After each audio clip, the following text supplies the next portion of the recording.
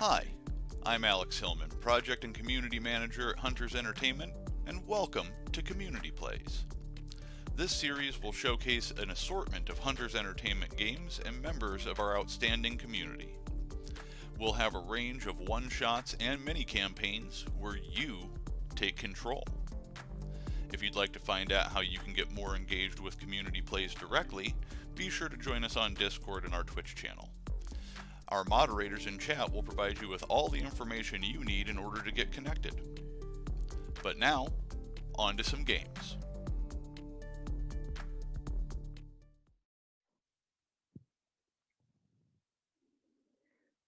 Hi guys, thanks everybody for joining us tonight. We are here doing community play for Hunters Entertainment. My name is Brittany. I'll be the GM this evening for Kids on Bikes, Just Jinx It. We are going to start in 1978 in a really small town in Marysville, Colorado. It is the first day of spring break, and as we get going here, I'm going to go ahead and let my players do a little introduction of themselves and their character here before we begin. Anne, would you mind starting us off? Hi, my name is Ann Pierce, and today I'm going to be playing Lori Leonard, the laid-back slacker. She's 12 years old, and her favorite path is the path of least resistance.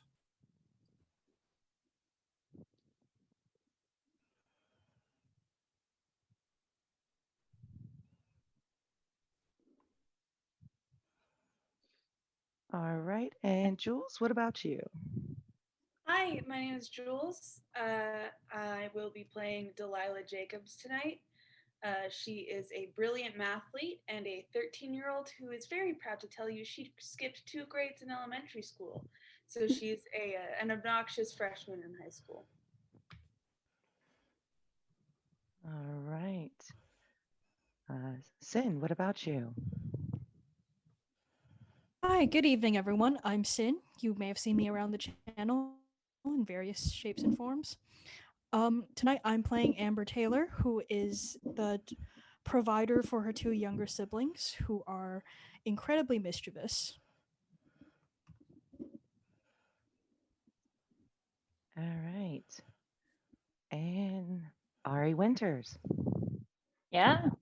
Hi, everyone. I am Ari Winter, and I will be playing Jamie Mills this evening, who is the loner weirdo, new to the town, very outdoorsy type, kind of likes to escape and not have any, or have all the personal autonomy that a 13-year-old can muster. Very nice. Well, thank you, ladies, so much for joining me this evening for this game. I hope we have a really fun time on this awesome Friday, well, evening for some of us.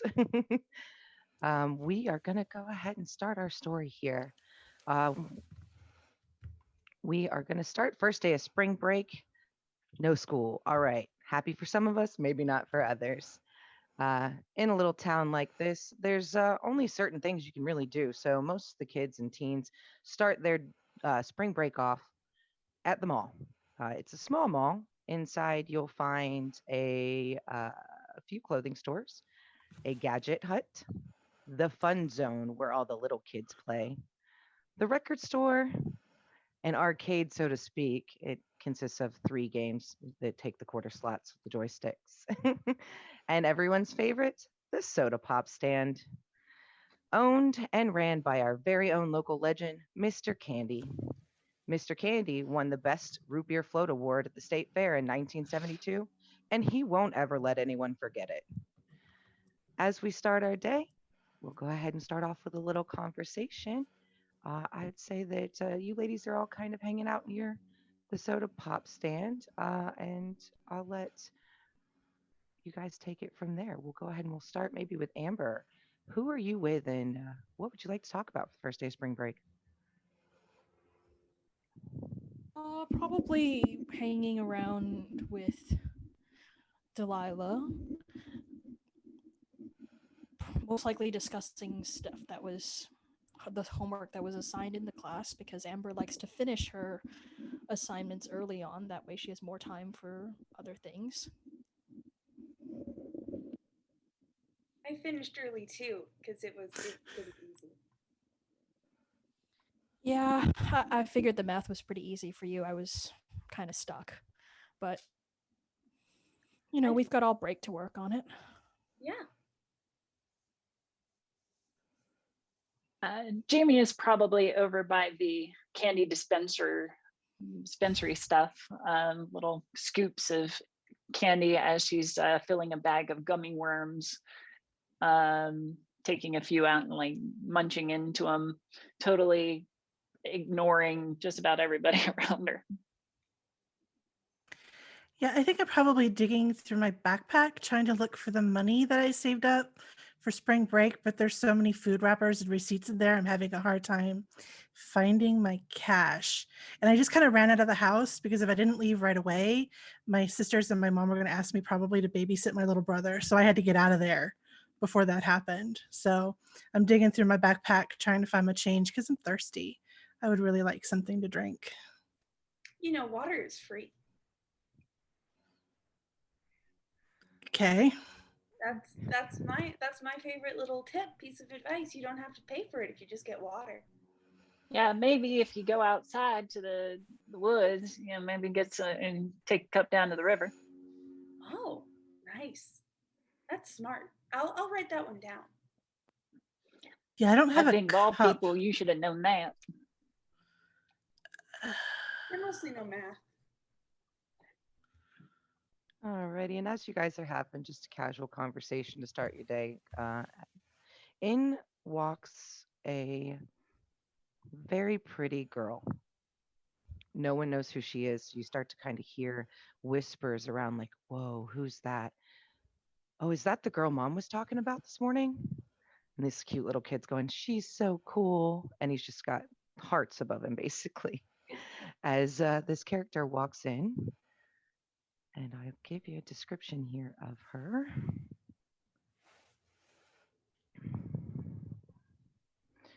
She is about 5'5". She has short, very kinky, curly, strawberry blonde hair, the most gorgeous blue eyes, sky blue, freckles in all the right places, and eyeshadow that is just out of this world. She's wearing a jean long skirt that has all different types of different colored flowers on it. Looks like she may have put them on it herself, sewn them on or ironed them on. A yellow blouse, just really pretty, bright, vibrant yellow, and shoes to match. And she actually comes up to Amber. And no one knows who she is, but she's going to walk right up to Amber and she's going to go, well, hi, gal. How are you today? I'm doing well. I'm sorry, I didn't catch your name. Oh, I apologize. I am Jinx. Yes, the name's weird, but I dig it, so should you. I'm new in town. What's there to do around here? The mall is pretty much what there is to do. I mean, unless you like hiking, in which case that's outside, but I mean, it seems okay in here, but there's got to be other things. Hey, you. And she motions over to Jamie. What about you? What do you like to do? Just kind of like perk my head up, as I'm taking a bite of another gummy worm. Well, if you want, we can go down, see if we can find any of them smuggler coves down by the river. Ooh, that sounds kind of cool. Say, what's your name? I'm Jamie. And what about you? I'm sorry, I was very rude. What's your name? Amber, it's nice to meet you. It's very nice to meet you, ladies, too. And as she's having this conversation with you guys, in walks Chad. Chad Dinkelman, the captain of the football team, thinks he's the coolest thing since sliced bread.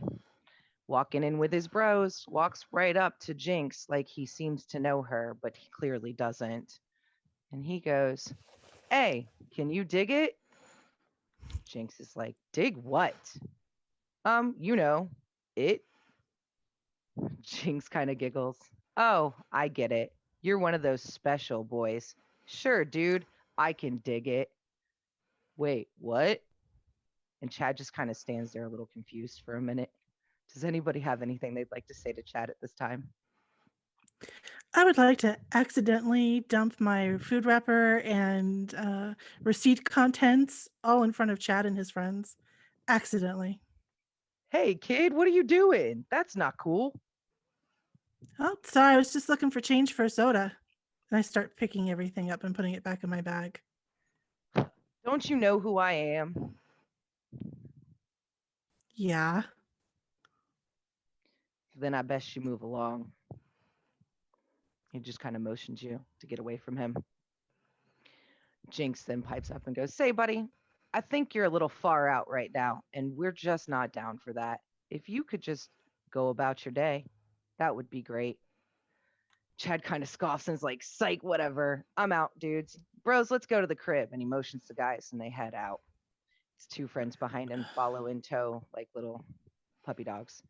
And right after that, they make it outside, and you hear the tires squeal because Chad just got his brother's 1970 Firebird, and he just thinks he's so cool, but he burns rubber and he takes off out of the mall.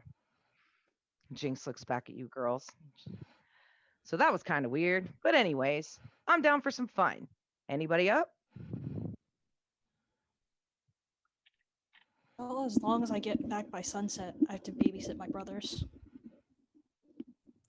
Now, if I stay out after sunset, I won't have to babysit my brother. What did you have in mind? I was kind of hoping somebody'd be willing to show me around town. I literally just got here yesterday, and I don't know where anything is. There's not much to show. It wouldn't take very long. We can show you around, right? I guess we could. I mean, you all know this town better than I do. I mean, a good chunk of the town's social life is right here, so we might as well start here and work our way out, so to speak. Which is right unfortunate. That'd be swell. And I mean, I'm not really interested in the people as much as the surroundings, to be honest. Say, what's your name? And she motions towards Delilah. Hi, I'm Delilah. I am a freshman in high school, and if you think I look a little young for that, it's because I am. I skipped 2 grades in elementary school, and now I'm in high school. Wow. And she's not Oh, gonna wow. let you forget the fact. I mean, be proud of Never. your accomplishments. That's fantastic. I'm not the greatest at school, but that's also because I've been traveling so much that I haven't really been to a real school in about 3 years. Your parents' army or something? Something like that. She just kind of giggles. Well, school isn't that important, especially now on spring break. Then we can get outside and enjoy the stuff that really matters. Outside sounds good. I would like to do that. Say, kid. Oh, we Sorry. can take her by old Johnny Boy. For what Ooh. that's worth. Johnny Boy, that sounds cool. What's that? Local statue. Kind of a Statue. waste of space. Nobody really knows why it's there. Hmm. But sometimes cool, yeah. it's not there. We could definitely start there. Say, kid, what's your name? You look a little young for the rest of the group. Yeah, you. My name is Lori. And I start fidgeting with my hair because I also have kind of strawberry blonde hair, except it's really super straight and just kind of lays there. So I start kind of fidgeting with my hair a little bit as I'm looking at this really pretty girl, and I don't understand how she does this. She's pretty. Well, Lori. Nice to meet you, Lori. You and I have the same hair color, so I think you're cool. You want to join us? Sure. I'm just in How the old are mood you? to make some new friends. How old are you anyway? I'm 15 and a half. Do you have wheels? I have a bicycle. Does that count? No, that counts as wheels. Has 2 of them. Then yes, I do. If we're all Alrighty. if we're all Go ahead. agreed, then let's go get Let's get out of here then. Don't want to be around Chad when he decides to come back. Oh, yeah, no, that would be a bad idea. Well, that works. So then we go ahead and we exit the mall with Jinx here and get outside and hop onto our modes of transportation. So Jinx has a bike.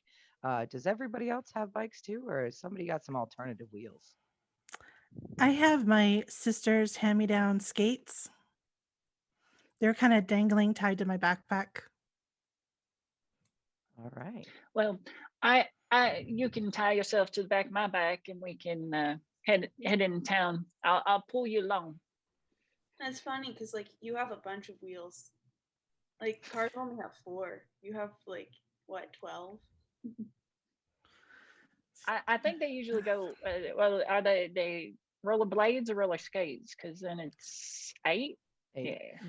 Yeah, they're definitely roller skates, and they've seen some things, and I'm a little embarrassed of them.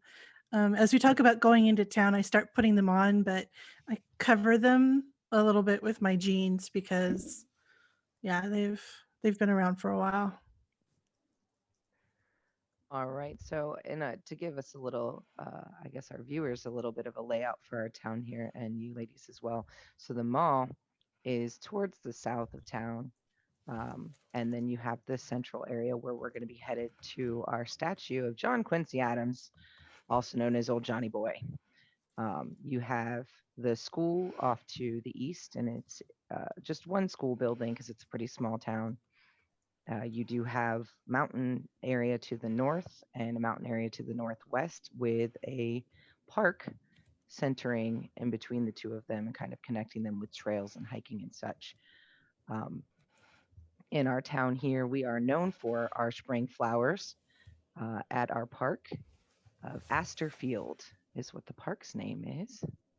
So we're going to go ahead and leave the mall and get little Lori strapped on to someone's bike here. I guess we're going to do Jamie's bike, and we'll head into town. And if you wouldn't mind, Delilah, give us a little bit of a description of what you see when you come into town with old Johnny Boy there.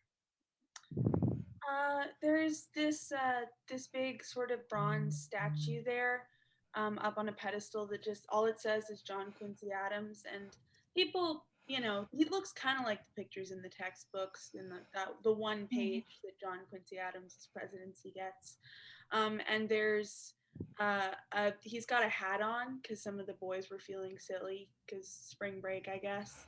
I think it's silly. You're just gonna hurt yourself by climbing up there like that. But he's got like a backwards, sideways cap on, and surrounded by really pretty flowers. But I'd say it's a nice day, so there are some people walking around. It's kind of like a parky area. Okay, and somewhere a little off from all the flowers and the glorious statue, you do have a gazebo where they have the spring festival every year that happens on Friday, and it's Monday at the moment. So we got a couple of days. They are starting to prep for that a little bit. You also have the doctor's slash vet office. It's a combo, small town. And you also have just your local grocer and a diner slash bar. When you come into the area and we're kind of examining over the statue and everything, you do notice, for those of you locals, that the mayor and the sheriff are both standing near the gazebo talking to a man who is very nicely dressed in a suit and some nice shiny black shoes. Staring up at the statue. I've sometimes wondered if there's like something under it. Maybe if we pull it over, but I'm not strong enough. I think It does look quite interesting. especially What was because that, the sheriff Delana? is right there. Do the mayor and the sheriff look upset, concerned? Can I get a read on them as we pass by? So at the moment now, they just look like they're having a conversation. The mayor has his business face on. Hmm. Anybody recognize that guy in the shiny shoes? Not me. Nope. Weird. I just got here, so it's obviously not me. I don't know. If I you would want to know like- so bad, why don't you go ask him? Maybe best wait till they're finished. Don't want to interrupt. They might not take too kindly to that. I'm going to casually skate by. As you start to get a little bit closer to them, they shake hands and they disperse, and you watch this gentleman walk over to a very fancy car. It's about looks to be brand new BMW, and it's got all blacked out windows. And he hops in and he drives off. And the mayor and the sheriff start to walk towards sheriff's office.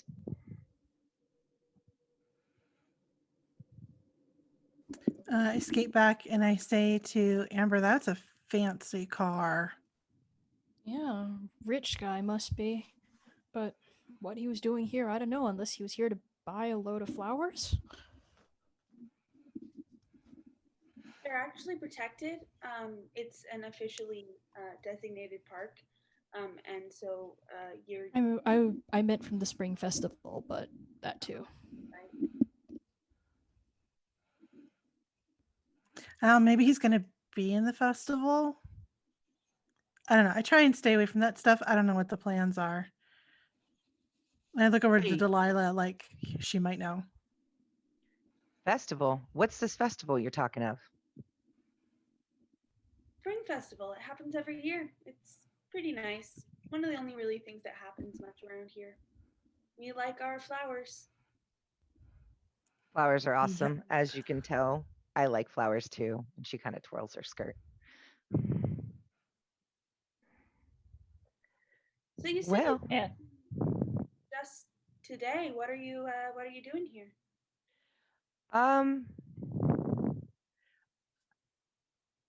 she kind of just pauses and almost stares off for a second, does a shake of her head and blinks, and just, I'm just here for now. I guess that's the best way to say it. I move around a lot. I travel a lot. I'm kind of looking for someone, but for the moment, I'm just here. That sounds fun. Who are you looking for? I can't tell you right now. That's no fun. Oh, I like a good mystery. Hopefully we can help you find whoever you're looking for. That would be cool. That would actually be fantastic. Friends and help. Oh my gosh, it's my day. Yeah, but that's going to be hard unless we know who you're looking for. Take out the She notebook. got a point. Okay, how about this? How about we make a deal? We meet back tomorrow here at Old Johnny Boy, as you guys call him, and I'll show you some more things and I'll answer some questions. I need a little bit of time to kind of make sure everything's okay. And she's very stuttery about it. I look around. Everything's not okay. This is kind of how everything is. Things are not always as Yeah. they seem. I've learned that in all of my travels. And you might learn that soon too. And she goes from smiling to kind of a more serious and almost starting to sadden face for a moment. And then she just, okay. So it was great meeting you guys, but I do have to run for the moment. What time do you want to meet tomorrow? The earlier the better. The sooner I can get out of the house, the better. I'm always available. How about Well, 9? 9's good. Thank you. That 9 is great. Let's go for 9 o'clock. Give me just enough time to scarf down some breakfast and zoom out the house. So, okay, it was great to meet you all, and I hope to see you tomorrow. Have a good night. And she zips out before you can say another word to her. Well, that was weird. Okay. Took the words right out of my mouth. Nothing weird ever happened. Yep. Though, so except maybe when I skipped 2 grades in elementary school. That was kind of weird. Ugh. She's kind of fancy for around here. Yeah, she doesn't. I mean, she definitely doesn't belong in the town. Like there's no one else in town that dresses like that. But I don't know. Some of the stuff that she was saying, either it's illegal, or there's something else going on. Definitely weird. She's okay, I guess. Start fidgeting with my hair. Oh, are we doing that now? That's kind of fun. Sorry. And then you all call me weird.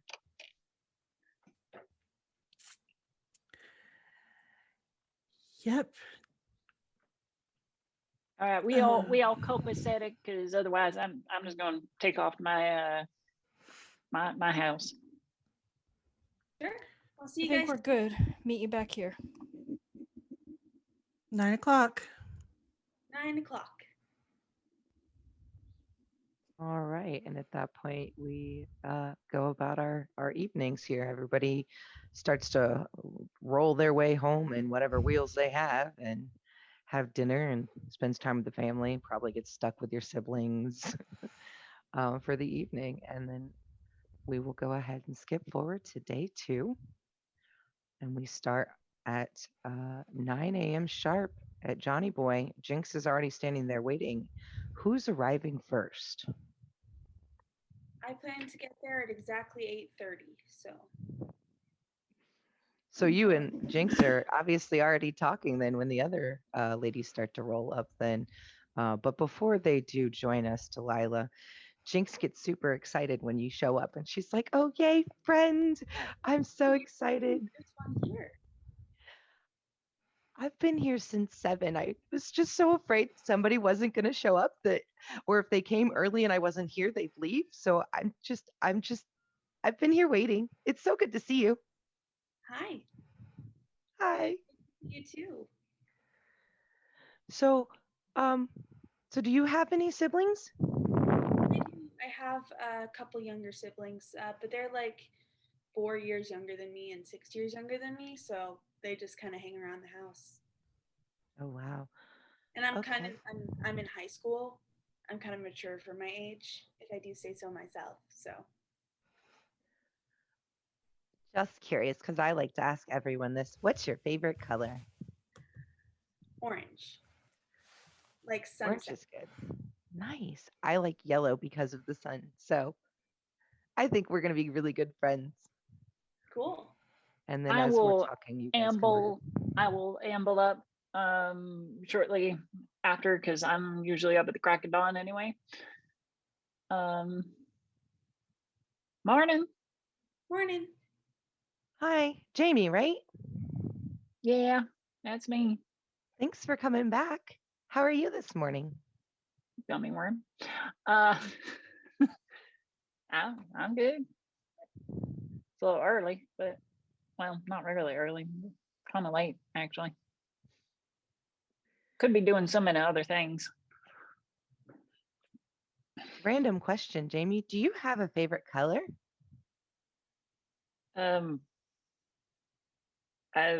Green, I suppose. Like the grass? Like pine green. I like pines. Like trees. So we have trees, sun, and sunset. I like it so far. Right. Well, what's with all this secrecy stuff? We can fill in the others, right? I mean, I would like to wait until they get here, if you don't mind. It looks like they're coming right now. So just a few more minutes and I'll let everybody know what's going on. Yeah, I arrive exactly at 9 o'clock, not any earlier, not any later. And after seeing Jinx the day before, I am wearing my sister's old army jacket that she has blinged out with little studs and little embroidered flowers. It's very 1975 and is a little too big for me, but I'm wearing it because it's got all the embroidered flowers on it. And I've tried to do my hair, but it fell before I got there. But I arrive on my skates with my backpack. Well, that jacket's pretty nifty. Definitely let you blend in with the woods if you want to, trek out after. Thanks. It was my sister's. I really like it, Lori. It is so rad on you. Yeah? Absolutely. And your hair's cute too. Do you do something different than yesterday? Yeah. Just I woke up like this. Man, I wish That's I the didn't best have to way to spend do so it. much time on my hair. I pretend then to inspect my skates. Mhm. And then Amber, do Amber you go ahead is and arrive? arrives like shortly after Lori does. Hair is pulled back in just a very no nonsense braid. Jeans, sneakers, black jacket. It looks like it's a canvas jacket kind of, but it's clearly too big. It's bunching slightly at the wrist. It looks like one of those it looks like parents bought something that was designed for someone who was much taller and just thought, she'll grow into it, and she never did. Hey, Amber, how's it going today? Not bad. I got my siblings packed off to their friend's house for the day. Not like they were unhappy to go, but 8-year-olds can cause a lot of chaos in a very short amount of time. 8-year-olds, like there's more than one? Yep, they're twins. Oh my goodness. How do you manage? She's really good at it. I make sure that they don't wear the same color shirt on the same day. At least you can tell them apart. Yeah, I mean, they think it's funny to pretend that they're the other person. And that's something I don't quite understand, I guess. It's why would you not want to be your own person? But, I 8-year-olds. don't know. Maybe when you look just alike, it kind of works in your advantage. Twins kind of freak me out, I'm not going to lie. Yeah. So I asked the other girls, though, Mhm. before I get started with kind of less mystery for you guys so we can become the best of friends. Amber, do you have a favorite color? Odd question, but blue. Blue like the sky? Sort of. She like the jacket slightly open. You can see there is actually like a solid blue T-shirt underneath. Blue's great. So we have blue and green, yellow and orange. What about you, Lori? I mean, I like black. It goes with everything. So does white, but it's also very hard to keep clean. True. Interesting. Oh, it's okay. I'll figure it out later. So, as I've said before, I've been traveling for a while. Um, my parents sent me away about 3 years ago, and I've not been able to really find my way back home. Um, there was a bad man, and I want to stop the bad man. And I feel like if I stop the bad man, maybe then my parents will love me and want me again. Aw. So your parents aren't with you? Nope, just me. I kind of manage, I guess. Where are you living? Oh, well, I'm kind of squatting in this house down at the edge of town. And she points off to the east, and you guys do know that there's a pretty rundown house out on the edge of town. It's not livable. It's pretty abandoned shack of awfulness, basically. But that's where she motions off to. That's where she's staying. Well, that's not good. I mean, honestly, my parents will be glad enough I'm making friends that if you want to crash on our couch for a little while, that's probably fine. I'd have to ask them first. She's fine. If she wants, I can help her like make it all homey and stuff. I've often looked at that place as a potential, Shelter, shall we say? shelter place. Yeah. I mean, As I've this- already kind of made some modifications. If you guys want to check it out, we can go right now and I'll show you what I've done with the place. Sure. Well, Sure. yeah, let's get to that eventually. But I got more questions about this. What's this bad man? What's going on with him? Well, he's always wears this white jacket, and you always have to call him doctor. Because if you don't call him doctor, his face turns redder than a crayon and it looks like his head's gonna pop off. Okay, and why is he bad? What has he done or whatever? He likes to do testing on children. Okay.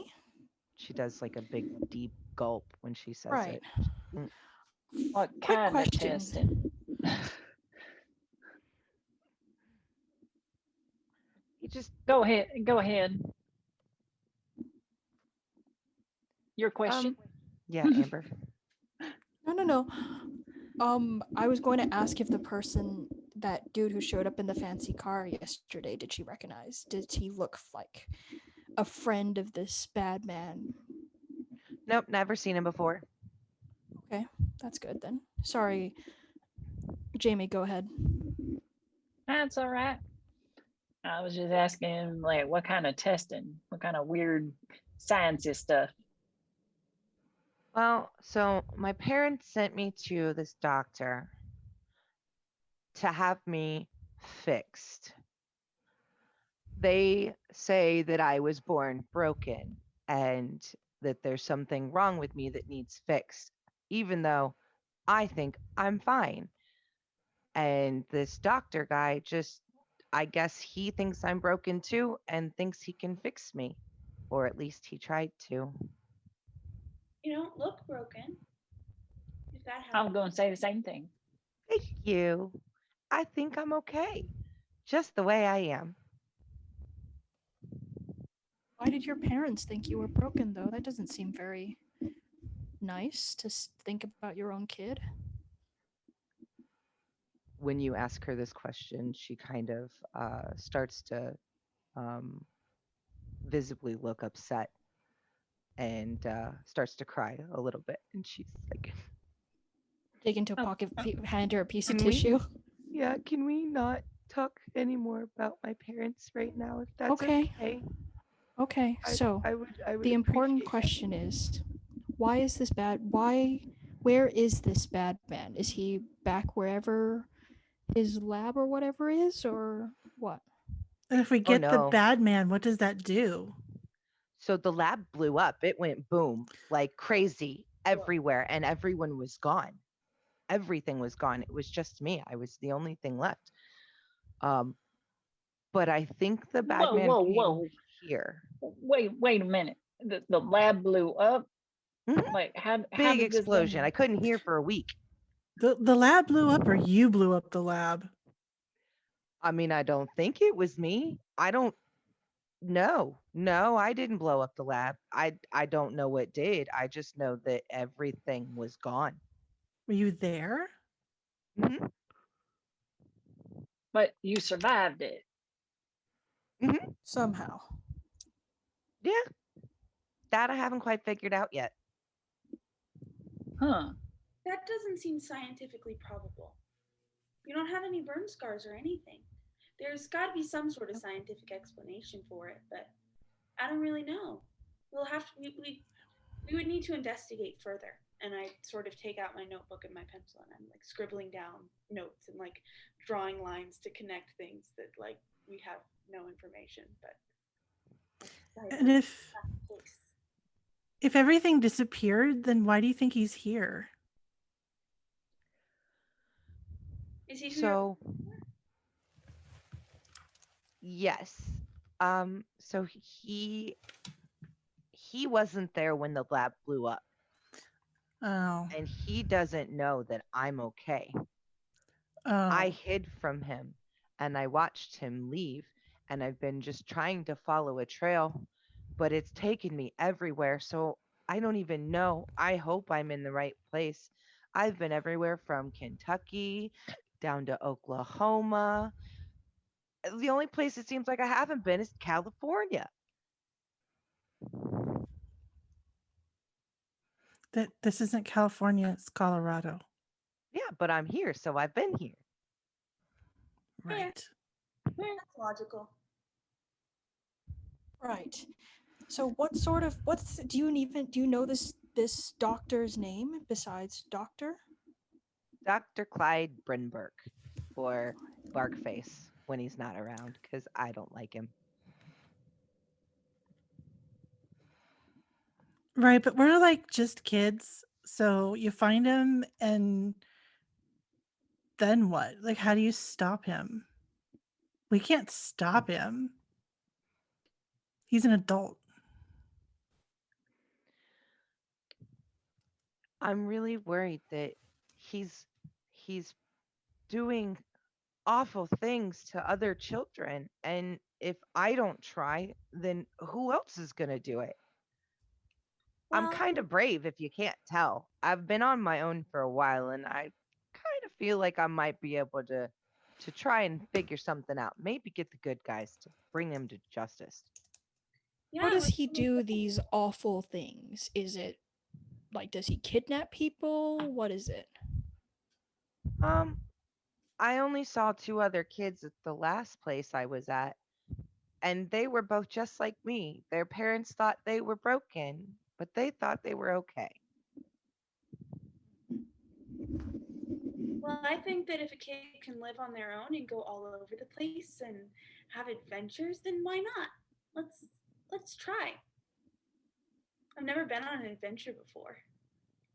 I Oh, they're keep actually quite inviting swell. you. Yeah, but that's when I have math homework or math Ugh. extra that I ask the teacher for. Because math is a little bit too easy. If I don't if do he thought you were broken and he's a doctor, how are they trying to fix you?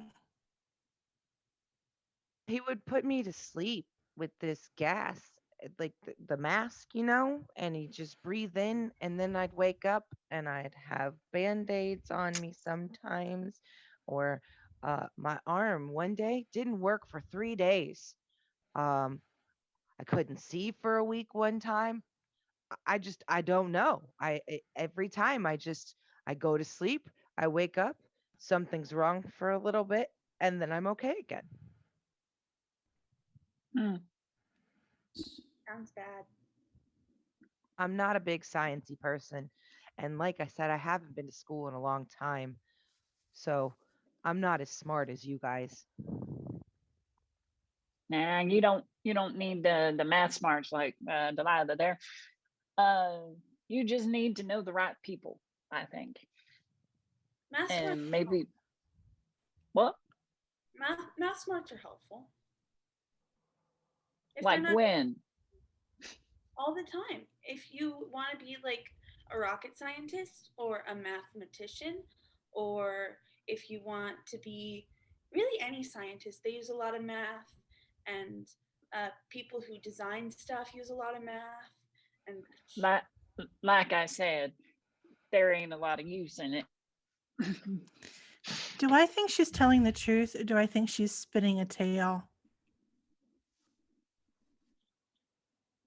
Um, you tell me. You can take your pick on that one, to be honest. Do you think that she's just genuinely honest and kind of naive, or is she really giving you guys a run for your money on a interesting, ridiculous story? Yeah, I have my doubts. But I just want to keep listening to her and see if I can hear any holes in her story. Do you guys want to go check out the house now? Yeah, I definitely do. I'm kind of tired of asking all these silly questions. Sure, and in the meantime, you can explain how you've been tracing this doctor by his car. Have you seen him in the streets? Because if you're trying to find him here and we have no idea what he looks like or what car he drives or whatever, then we're not going to be able to be much help. So I did follow him for a while, and then I lost track of him.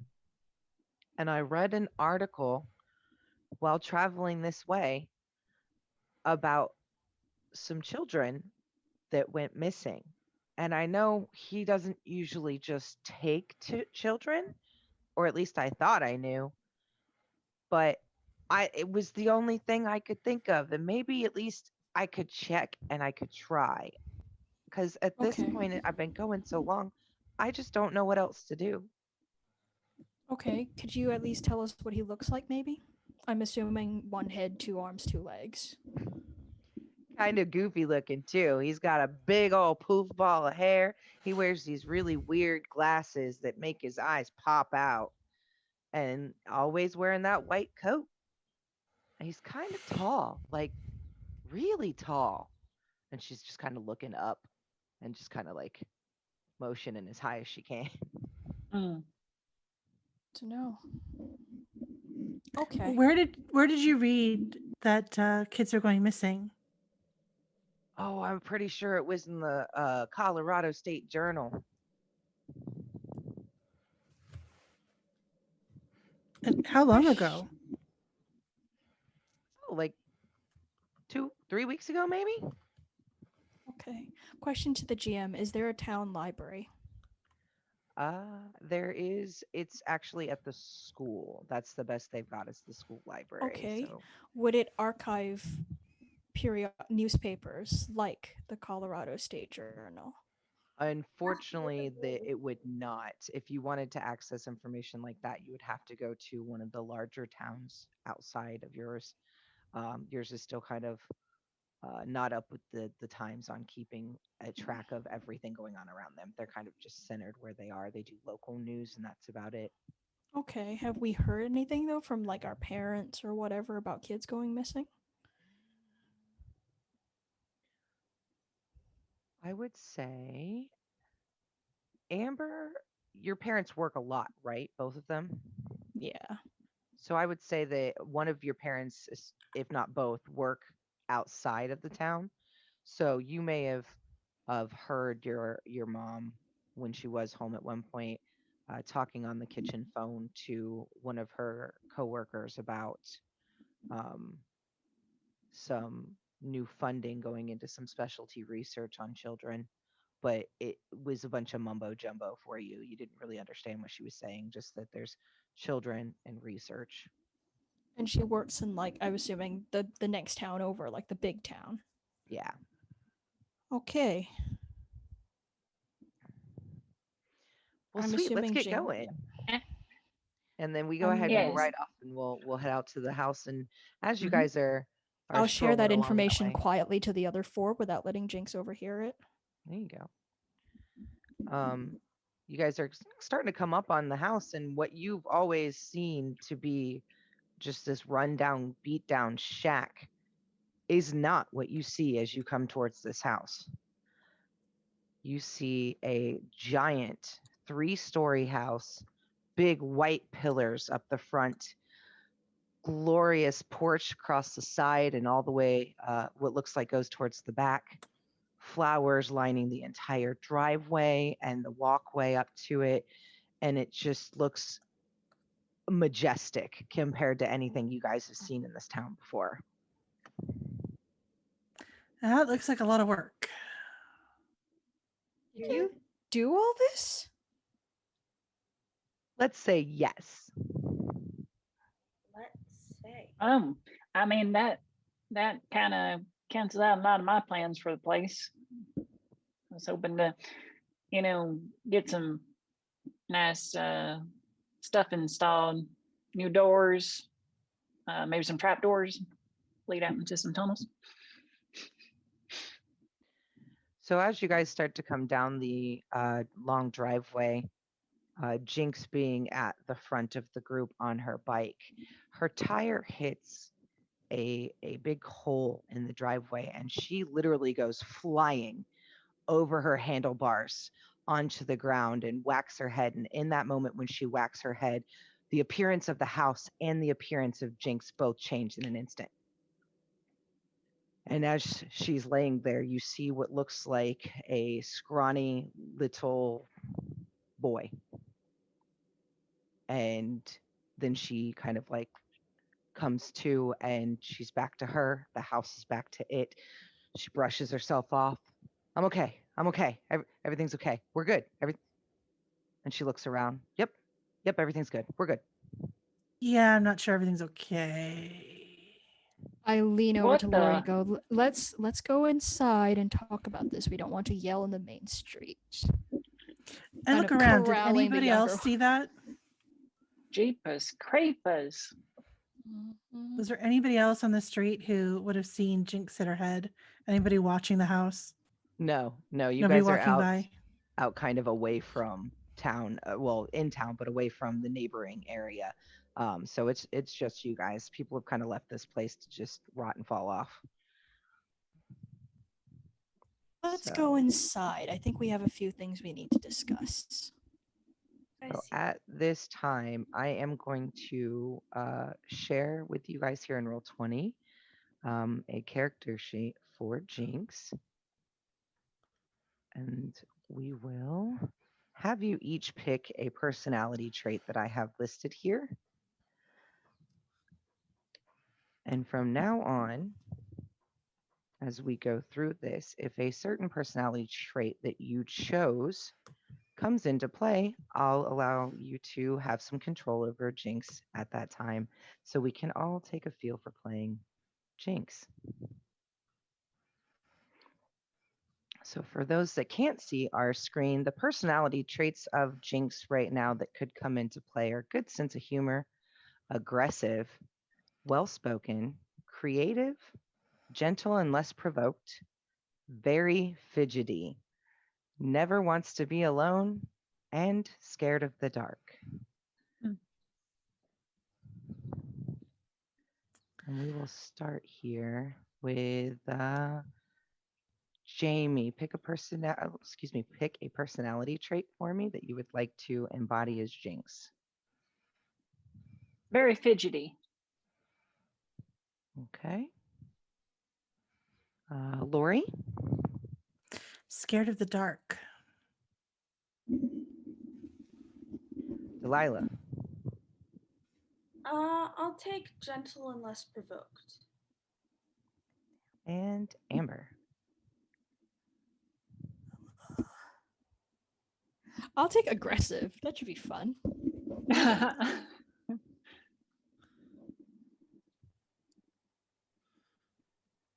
So during our future story as we go along here, when these types of personality traits come into play, we'll kind of let you take a little dialogue or maybe something else depending on what we find out about Jinx as we go along.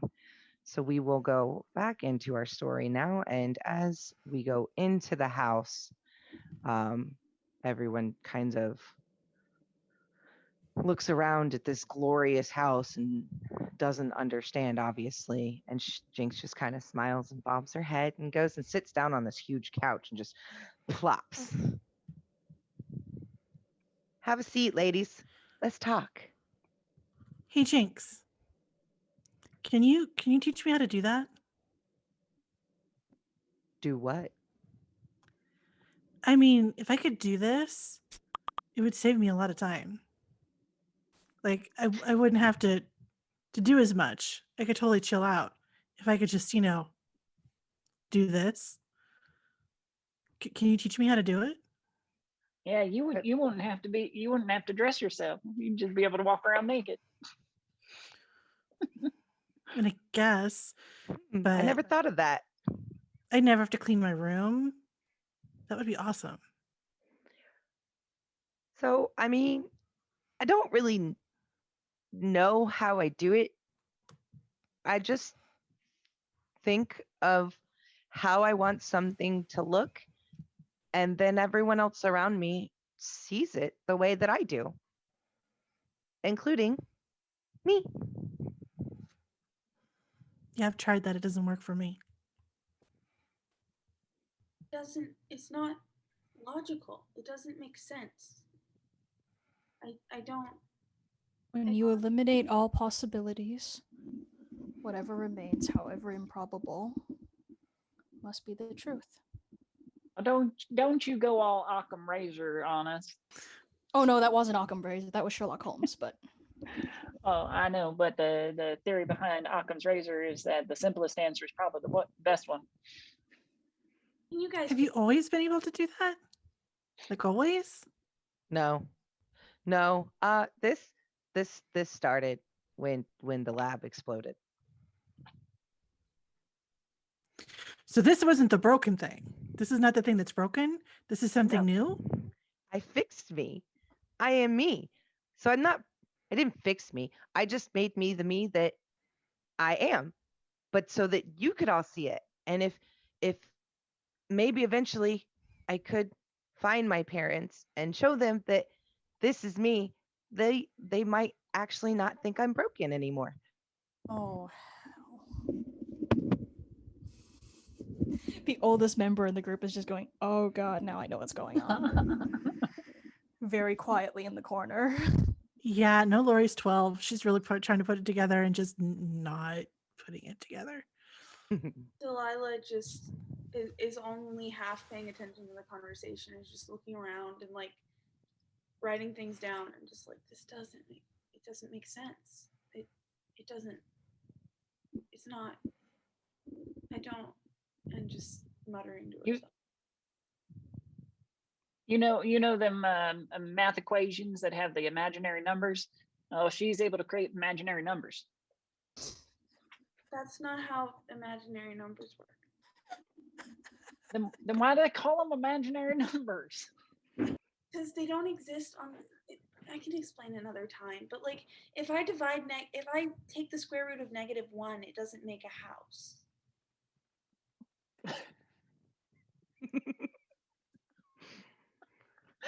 I don't know why that struck me as so funny.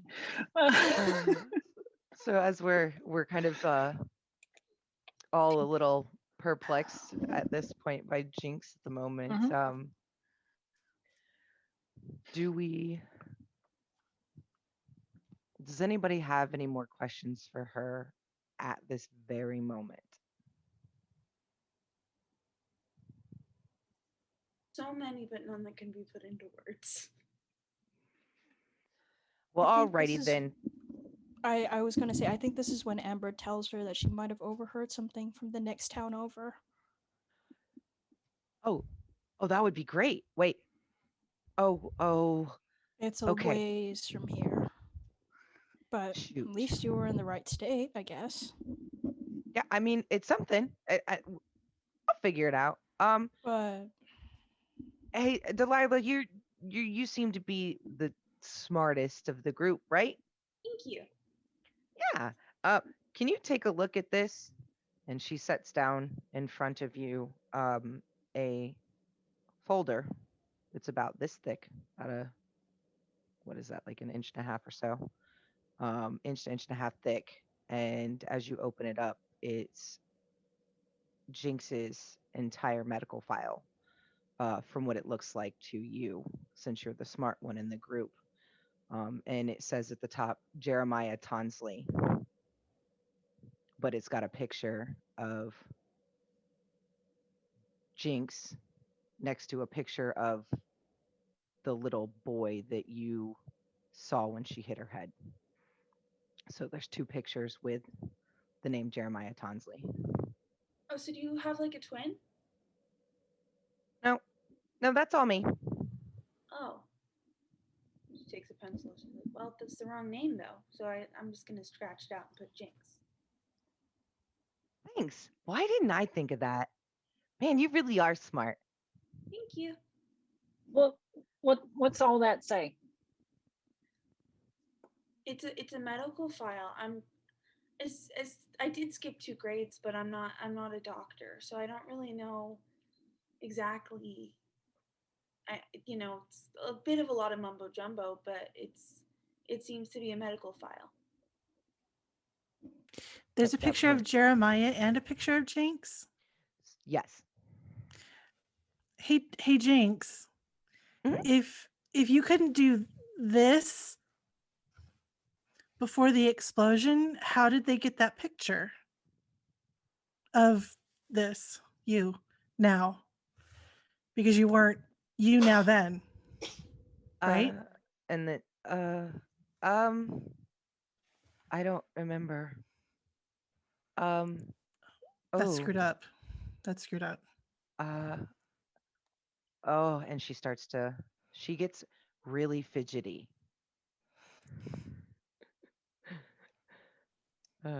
Which one of you, I'm sorry, which one of you selected the very I fidgety? think Yeah, that was Winter. I selected the very fidgety. Very So uncomfortable.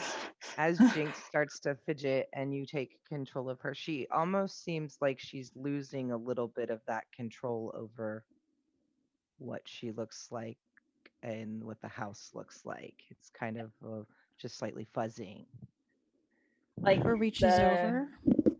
hair ahead. starts to kind of like shift in shades, and the drapes on the house like flicker in color, and like, yeah.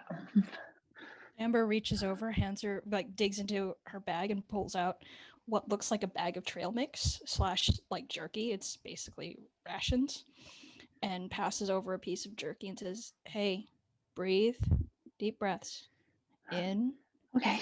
out, Mm.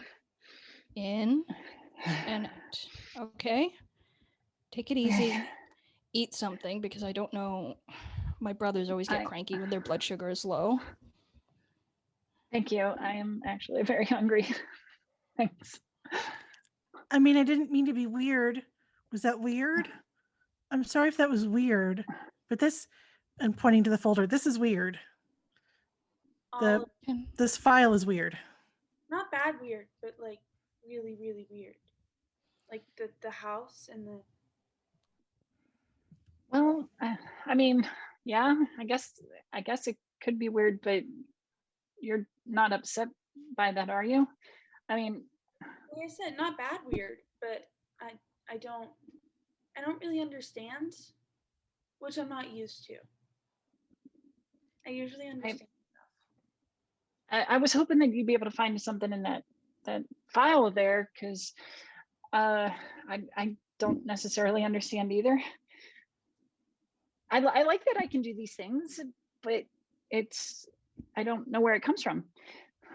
Okay. With a mother who's tangentially related to the medical industry, at least, can I have a look at the file? And like lean over the other's shoulders to take a look and see if there's anything that looks familiar, even if some of the long words are beyond me. Yes, we will actually do a roll here. Go No. ahead. The first roll of the game. It's not my strong stat. Oh dear. Go ahead and roll for brains. But because you have some experience from your parents, we're going to make it a little less difficult for you here. So you just need a 2 or above to see if you see maybe some kind of stuff you understand. Fingers crossed.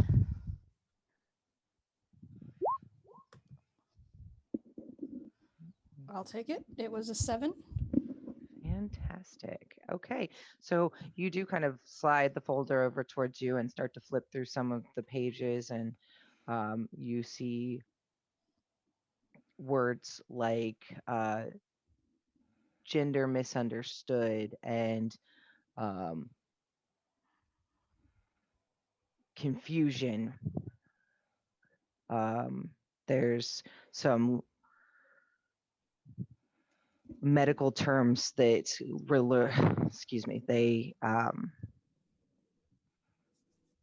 refer to the brain and patterns of the brain being wrong.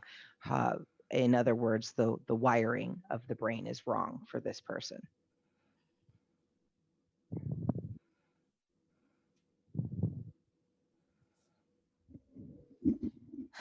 Do we do are in such a small town, are there any other folk who fall into that category of being broken in massive red neon quotation marks? Let's Actually, I would pose that question to the rest of the group. Do we know of anybody who, really doesn't fit in besides, I'm not talking about Jamie. Like, Yeah. Not in the you same know what I probably wouldn't say in a town this small. But I mean, it's kind of like my uncle out in Wyoming, I guess, who lives with another guy. Like it's weird. It's not weird. Words are complicated. People are complicated. I think broken is not the right word for it. I think your parents were wrong. That's a relief that, at least I got your support. I mean, everybody's different and they're like, everyone's got their thing. The reason I was asking is if what those two kids that you saw in the lab, if what they were telling you was true, then that means this doctor has a pattern. He goes after the people whose parents don't think they're, that they don't fit in, so to speak. Which means if there's any kids in this town who fit that pattern, they might be his next target, so to speak. Sorry, I've been watching too much TV on this kind of stuff. So as Amber says that, Jinx kind of pops out of her fidgety self and goes into focus mode here. And she's like, so, I mean, that would mean that there's other kids in danger, though. So we should really try and do something, find something. I don't know. I want to do something. I don't want to sit here right now. And she's kind of awkward. Do we know of anyone who fits that bill in this town? Well, I think there's a girl down the street, or person really, I suppose.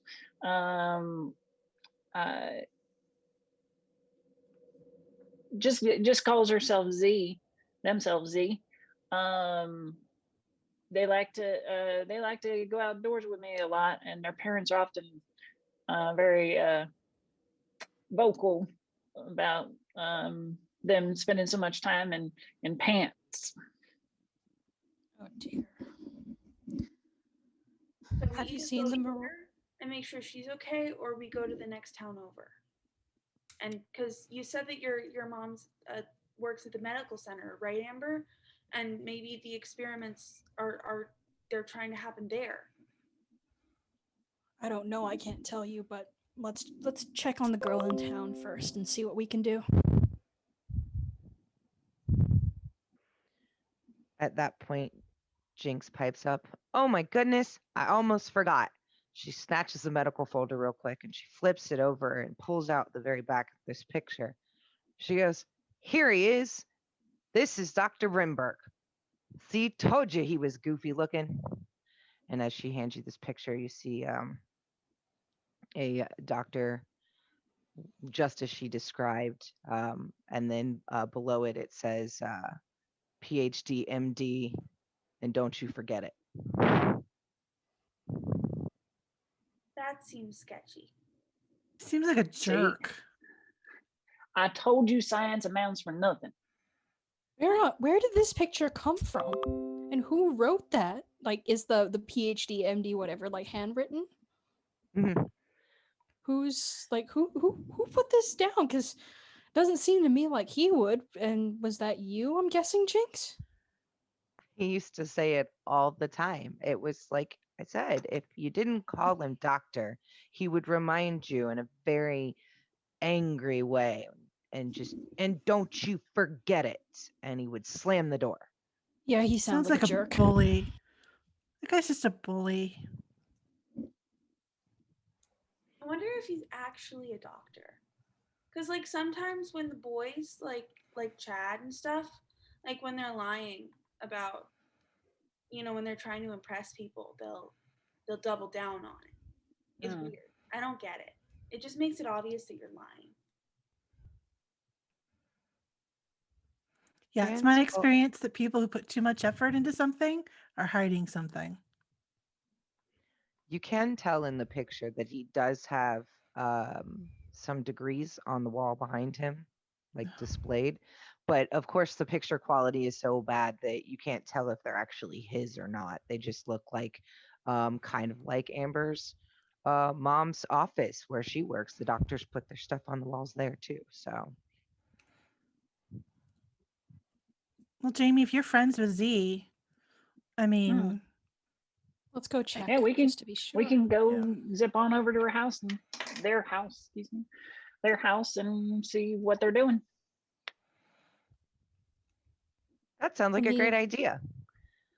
And everybody kind of gets up to head out the door, and Jinx, of course, is the head of the pack again. And as she's walking out the door, you see something crawling on her. Oh gosh. You put that there? What is that? Do any of you guys have an issue with insects? And I'm assuming that Jamie's probably going to be kind of interested. It's not an insect, though. What you guys are seeing for outside of game, I guess, is a Mediterranean house gecko that's literally about this big. Just kind of crawling up back into her hair. Jinx, is that yours? That little crawly thingy? Oh, you mean Twitch? Hey, He was in your hair. Where have you been? And she puts him back in her hair. That's my buddy. Okay, he's yours. Good. Yeah, Twitch and I have been together for about 4 years. Twitch came from my home.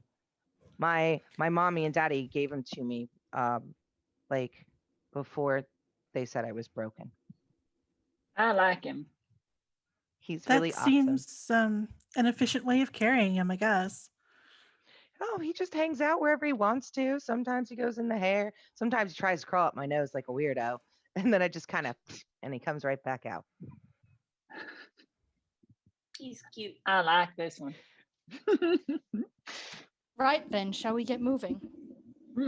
Sure. All right, and then we're gonna go ahead and head out to Z's house. Now, does Z live in the same area of town as you, Jamie? I would assume. Yes, they do. Okay. So we'll let you down toward the more rural areas, where it's the town starts to break up into like the farmland on the outskirts. Yeah. Okay.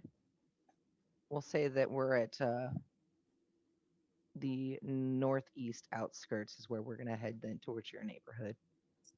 Okay. And we come up to their neighborhood, to Z's house.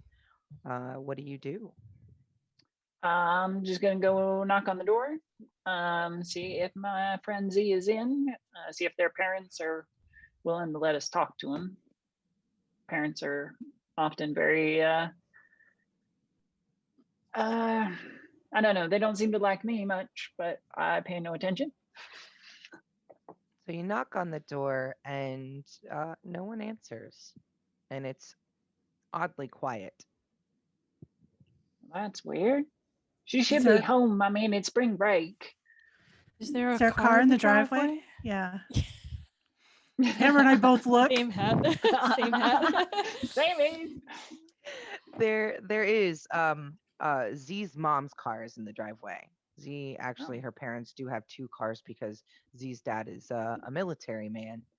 So he drives a Humvee, but he's gone for 3 to 6 weeks at a time, and then he's only home for a couple of days, and then he's gone again all the time. So, but mom's vehicle is home. I'm gonna, because I'm quite reckless, I'm just gonna kind of traipse around the house, look in the back door, maybe look for a cellar door that I can sneak into? So the cellar is locked, but we will have you roll for brains for me here. And Oh, not my best suit. Well, I mean, it's middle of the road. just need we'll say a 3 or above because it's not too out of the norm. Hey, there you go with a 4. So the back door is slightly ajar, just very ever so slightly, so you can tell that it's not latched in place. All right, I push it open. Hey Z, you in there? Your voice just kind of echoes down the hallway. Nothing.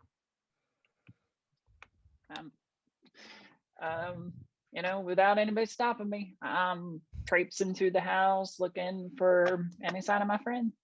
Jinx is right in tow with you. She doesn't care anymore. She's been going around so many places. She's been in so many houses she shouldn't be in. So she's right there with you. I want to stay out front by the front door and just kind of lean up against the mom's car and watch the windows, see if I see any movement in any of the windows. Take the back door since Lori's got front door.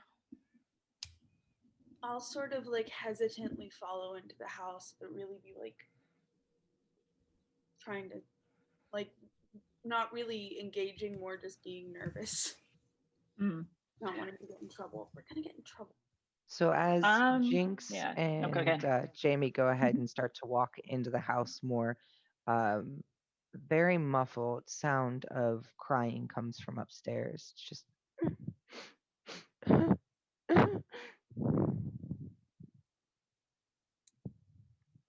Zay, make my way upstairs to see what's all the commotion. And as you head up the stairs, Jamie, have you been in this house before? So you actually know the layout? Yeah, once or twice. Okay. You do, when you go up the stairs, you see that Z's door is open and there's no one in her room. And the crying is coming from her parents' room.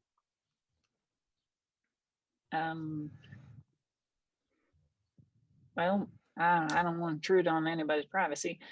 So I'm gonna kind of sneak up to the door and give a listen. You hear the familiar voice of Z's mom crying.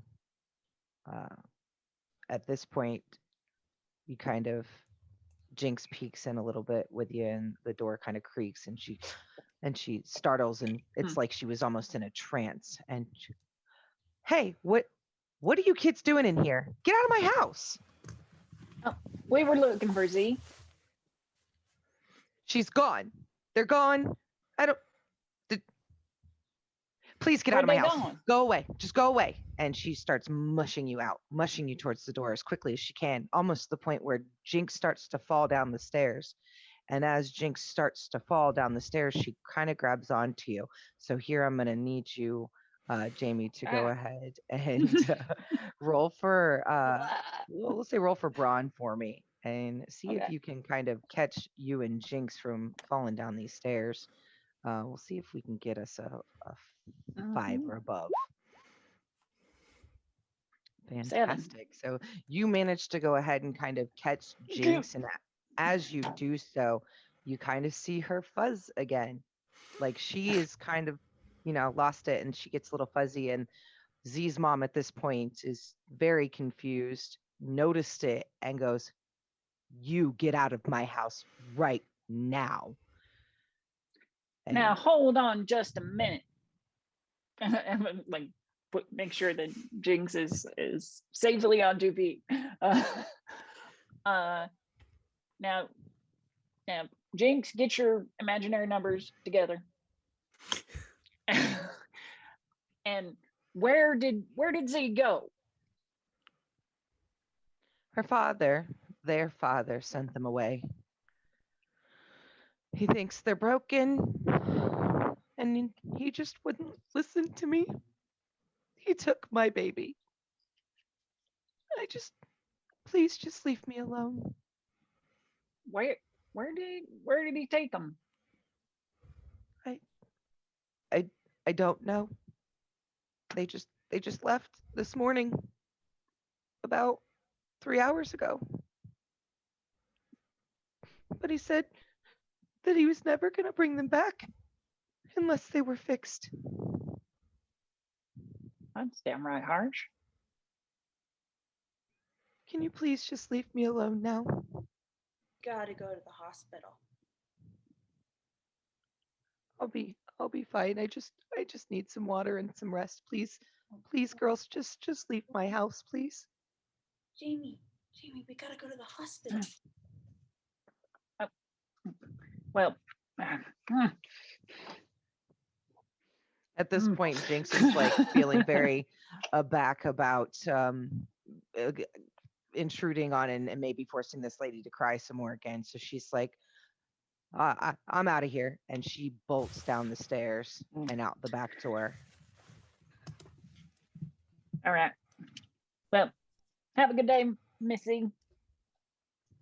All the clues point to the hospital. Come on, let's go. What do you mean? What clues going to hospital? Well, didn't you? Okay, if you look at my notes here, there's the hospital, and then all of the arrows point to the hospital because Amber's mom was saying that they were doing experiments and and On a minute. Like, all she heard was that we don't even know if the research is being done at the hospital or not. If this guy's a phony, he could have holed up in an abandoned warehouse or something like that. well, but if your mom had the info on it, it had to be like official doctor stuff, which would be at the hospital. And I don't know. It was her talking to something about her that her coworker heard. I don't even know if it was her. Well, I'm not saying it was her. I'm not saying she was part of it. I'm just saying that if she knows about it and she's a doctor at the hospital, then it's got to be the hospital. Well, we ain't got any other leads, I We're only suppose. 3 hours behind. Maybe The next question is how are we gonna get there? I have no idea. So while you guys are having this conversation, Jinx at this point has gone back around the house to be with Lori and seems very distraught as she explains to Lori what they just experienced inside the house to kind of fill her in some. And as she's talking with Lori, she looks down and she realizes that um, Z's dad's vehicle was leaking some type of fluid, and it does leave off in a trail. Um, so she, of course, at that point goes, "Hey, hey, hey, guys! I think we should follow this. I think maybe we can catch him before he gives Z to the bad guys. We need to stop him. He can't do to Z what they did to me. That's not okay." Are there also, because it was a Humvee, there's tire tracks, right? Like we would have Yeah, he seen which peeled out direction quick. they went. Mhm. Does it lead onto like a main road or does it lead like into the woods kind of? So where it's headed at the time, as far as you guys can see, is it goes back out of the neighborhood and it heads west, not towards the center of town because you guys are kind of northeast. So just straight west, headed towards the mountains Hey, and the park. I look down ruefully at my roller skates and I say, yeah, this road is mostly gravel and stuff. So we'll be able to follow the tracks and the whatever the spill is, but I'm not going to be able to get very far. Jinx, you say if you imagine things, they appear, right? What if you imagine a car? I don't think it works like that. Yeah, But I mean, Could you I turn a could bike try. into a car? My skates have 4 wheels. Does anybody A car actually has know 4 how to wheels. drive? No, but we can try. There's a possibility that given that Amber's 15, she may have started taking lessons to get her license. Does Amber feel confident enough to volunteer to drive the possible No. vehicle, though? Not with like her normal experience is like with her parent, with somebody who's more responsible. At this point, she feels like she's the only adult in the group, and she's not quite sure she likes it. So Oh,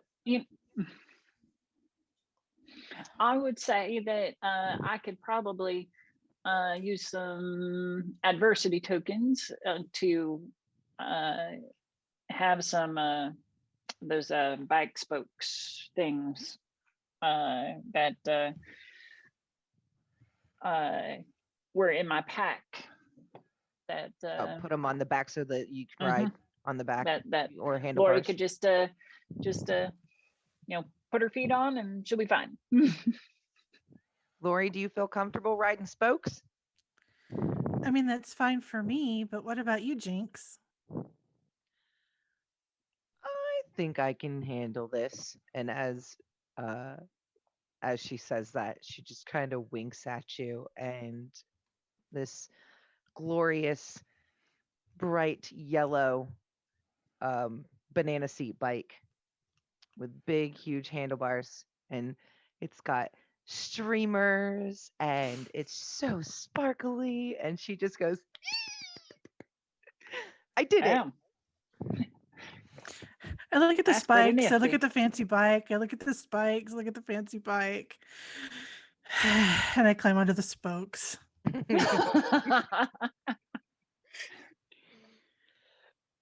All right, so we all hop on our bikes in, and we go ahead and we start following the trail here, and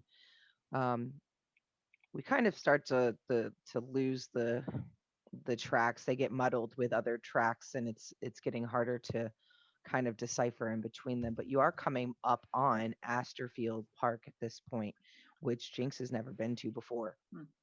And as you come over this hill, oops, sorry, go ahead. Sorry, go ahead. Finish.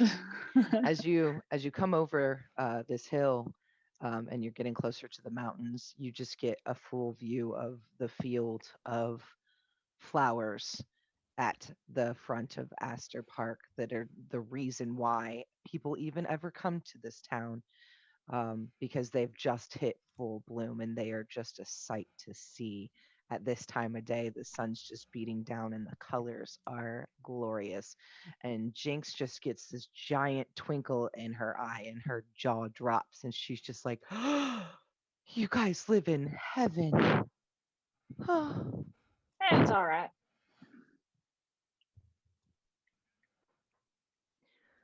You get used to it. It's fine. Bless you. You just sneeze on my back.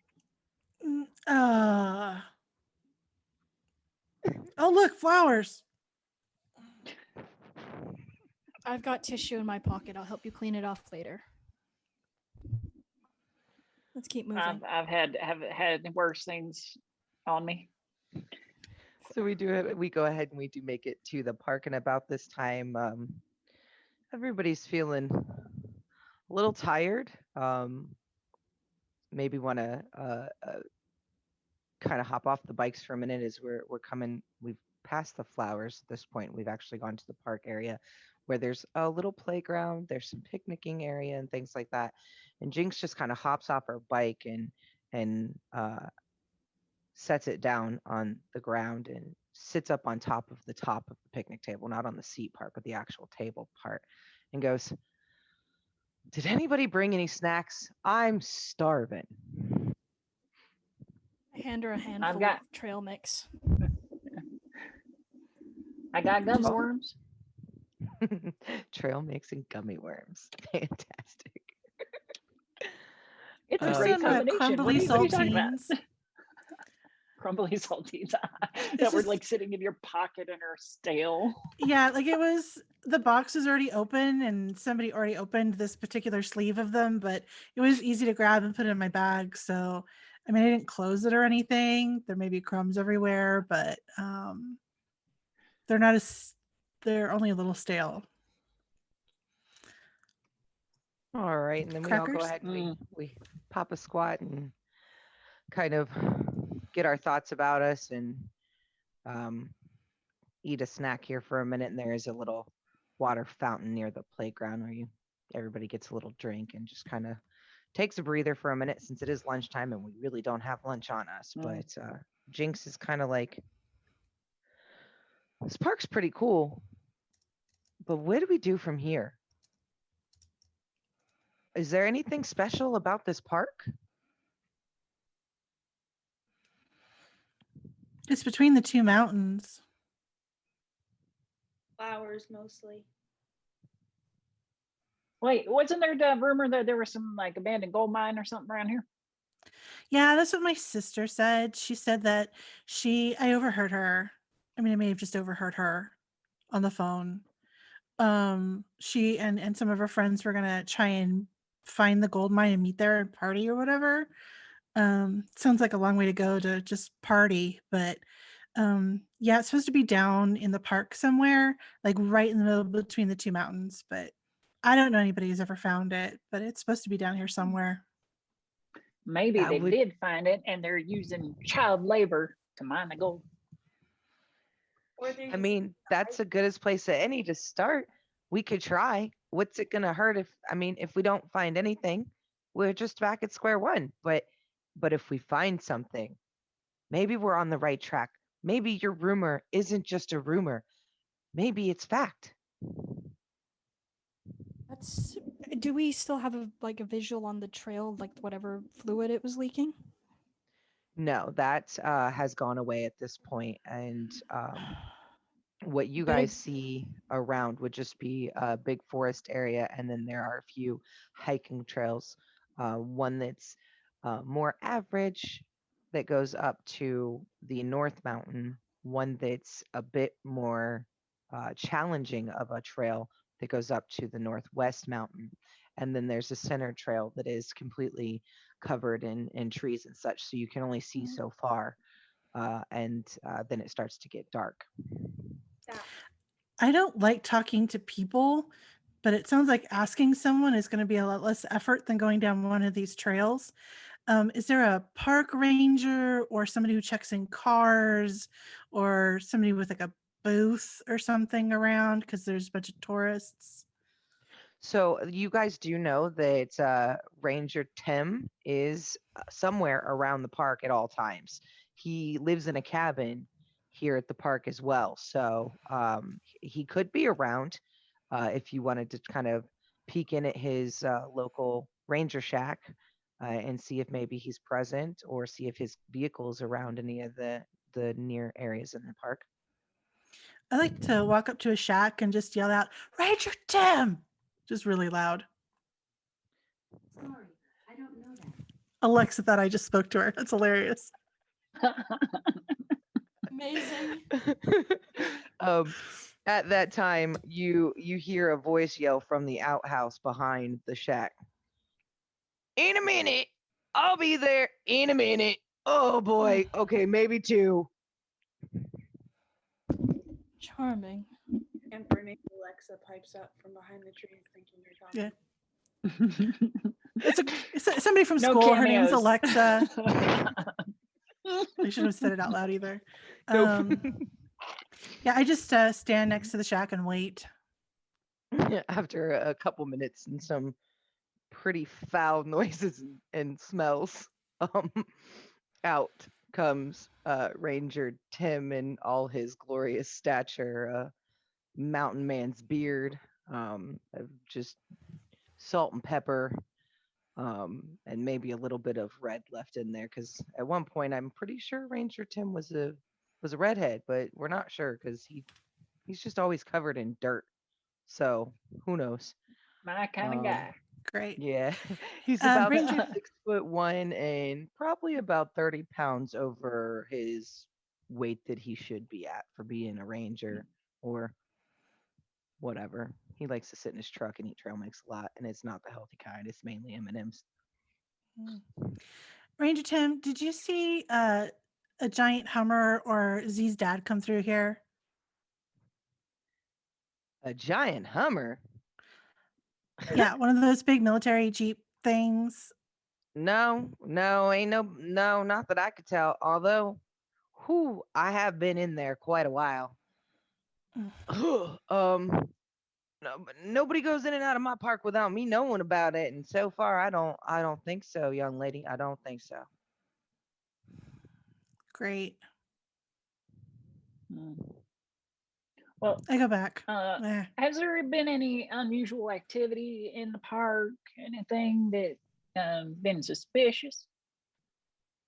Suspicious. I mean, it's a park.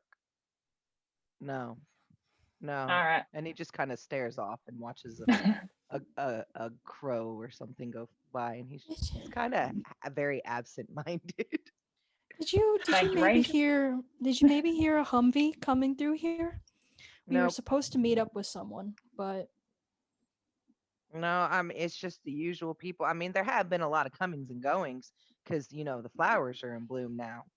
But Mhm. um, I mean, it's just the tourists, so I can't count every one of them and know what all their vehicles are. Of Hey, Ranger course, you Tim, how do you keep people out of the gold mines? Like with all the tourists, how do you keep them out?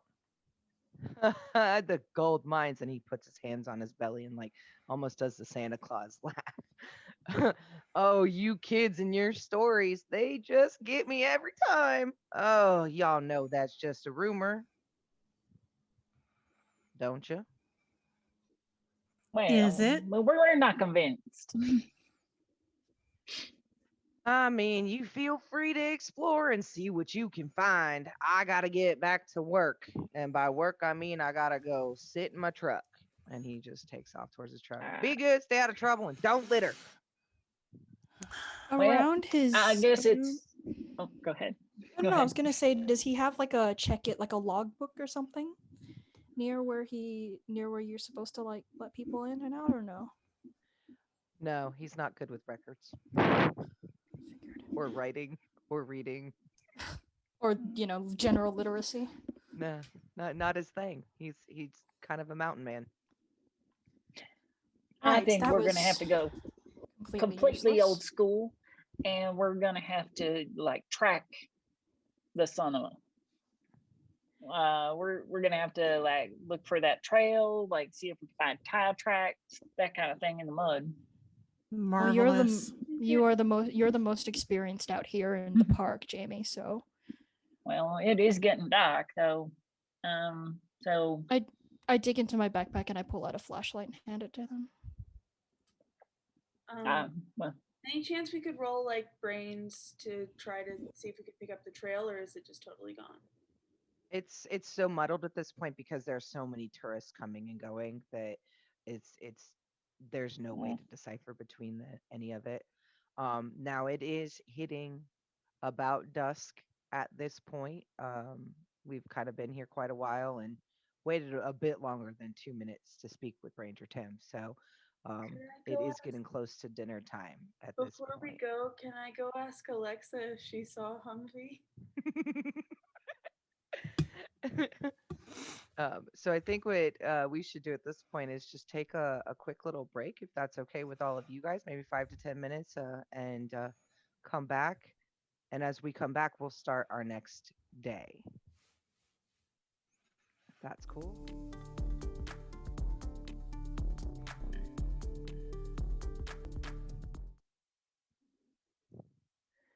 All right, we are back, guys. So we are going to start with, I guess now we're on day 3. And everyone goes ahead and meets at the park, either by their parents dropping them off or something along those lines. Maybe they rode their bike if they don't live too far, um, to start our next day here. And Jinx, of course, is as excited as always to see everyone as they come up. And she always seems to be there first, no matter how early you try to get there. And she's just like, hi, hi, hi. Is everybody ready? Oh my gosh, I'm so excited. Oh, goodness.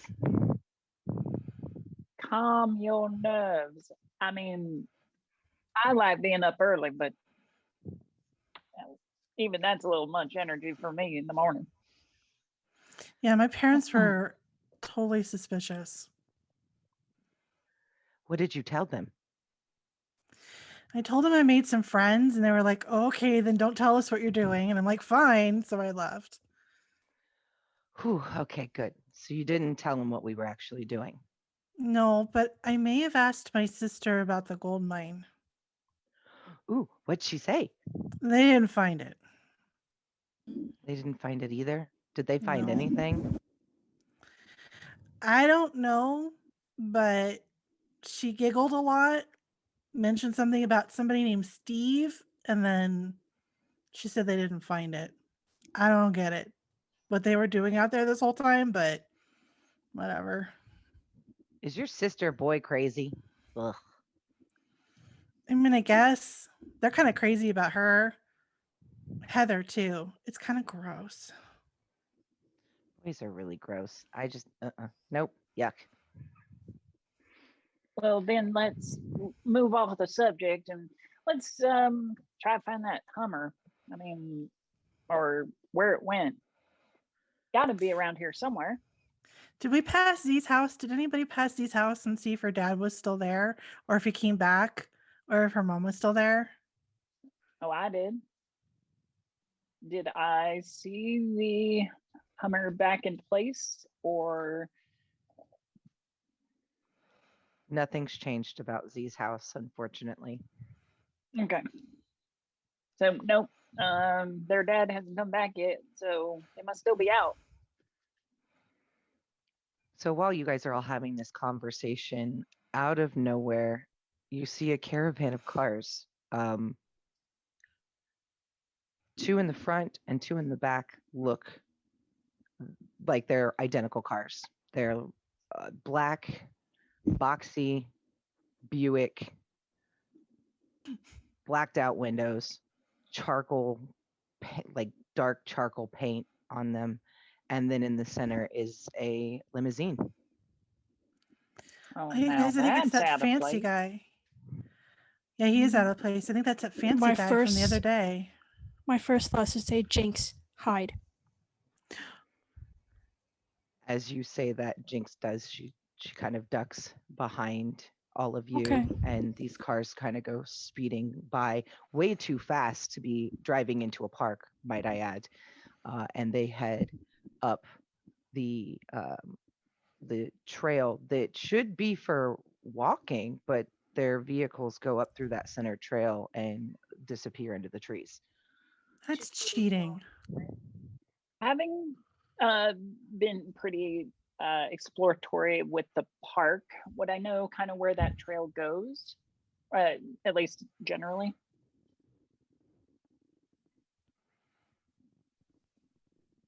You know that that trail goes up and it starts to narrow, so you're not sure exactly how they're going to fit vehicles through there. And it does go to the edge of the mountain, almost like the valley in between these two mountains, but it is very narrow. Well, they're going to have to go on foot at a certain point because that trail narrows pretty dangerously. But maybe we can catch them at that point. So I say we go. Let's go, but not get too close. We don't want them to spot Jinx and then, snatch her again. Yeah, I don't want that. That would be awful. So let's just be careful. And well, we got to go. We got to move, or we're gonna miss them. And jump on my bike and to take off after the cars. And then Jinx goes ahead and follows right behind her. Yeah, the spokes were on Jamie's bike. She just kind of left without me. I'll start walking. I will circle back around. Like Lori's in the background going, "Hey." I'll walk. It's fine. Yeah, I'll circle back around once I realize. I'm like, come on, Lori. I hop on. Right. So you guys do go ahead and you head up the trail a little ways, and as you're doing such, unfortunately, Delilah's bike gets a flat tire. That's not good. Oh, maybe I can fix it. I got my gummy worms, and I'm gonna chew them up, make them all gummy, and smear it on the backside of this. Try and smear it, stick it to the tire. And Yeah. you do seem to stop the air from leaking in the process of this for like a second, but unfortunately it's already lost so much air so quickly that her bike is rendered useless at this point. So Jinx just kind of hops off hers and tosses it, and you almost blink and it disappears. And she's like, "Well, guess we're walking. It's a good thing we each have 2 feet." Okay. Yep. No problem hoofing it. Now, as you're walking this trail, it's even though it's early in the daytime, it's getting darker and darker. Um, there's just so much tree cover that it's getting harder to really determine what's what. There's just a lot of brush and everything. But you do come up on one of the vehicles, one of the ones that matched out of the 4. Just the one. The rest of them are not there. Hey, Jinx. Yeah. Do these cars mean anything to you? I mean, no. Cool, No, me not either. Yeah. They're weird though. I'm gonna open one of the doors if they're if they're unlocked. So you I'm do. like, yeah. I was gonna ask if the car was parked or if they had just, bailed out and left it. But It you is. go It does ahead. look like it's parked. Absolutely. So then Jamie goes ahead and you pull the handle. Yep. Okay, and it is unlocked, and you open up, and inside it, there's nothing in there. It's an empty vehicle. You do notice as you peek your head in, though, that between the front and the back is like metal caging, almost like in the back of a police car or something, separating the front and the back seat. Hey, Jinx, do they do anything with animals? I mean, that's the only reason I can think of. They have a cage in the back here. I don't think so. I don't know. I never saw enough. And she just kind of looks a little off again and just kind of kicking at the dirt, almost like she's looking like she hopes the conversation changes. Is there any equipment or anything that in the truck? There's nothing in the vehicle at all. We see like the tracks of the other vehicles maybe continuing up the path. Let's have everybody roll for brains. I'm gonna look for footprints too. Okay. And we will see if we can get a 6 or above. Specifically, I'm looking to see if they're grown-up footprints and kid footprints. And I'm willing to spend my adversity token to do it. Okay. 6. So that brings me to 6. All right. So we've got 6 from you. Who else is looking? Amber, you got a 6? I'm probably I've got looking a for the 3. track. I'm probably looking for the tracks of the other cars. Okay. So for Jamie, then with your 3, you do gain an adversity token, but you do not notice anything. Delilah, are you looking around at all? Yeah, sorry, You're okay. Moment. There was an issue with Windows. There we go. When is there not?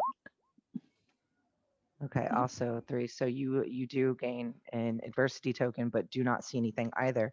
However, Lori, you don't see children's footprints. You do see footprints that 2 sets of footprints. One is a very large, heavy boot-like print.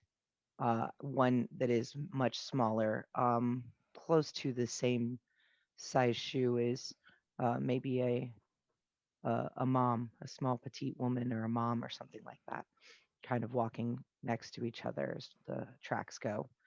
Um, and oh goodness, Like it's a heavy Amber. boot shoe, and the smaller footprint, is it a like a tennis shoe or heels or something? So I know that like it's a woman, or is it just a smaller It's a booted smaller, print? and it's a flat, almost like a flat, Okay, maybe okay. a ballet flat or something like that. And then Amber, what were you looking for exactly? I'm trying to see where the other 3 cars went, because if this one is parked, where did the other 3 go? Okay, as you look around, um, you notice that the section in front of that car uh, is covered with brush, but purposely put there. But it's a lot of it, so you can't really see past it. It just looks like somebody did just put a whole bunch there to stop anyone from going any further.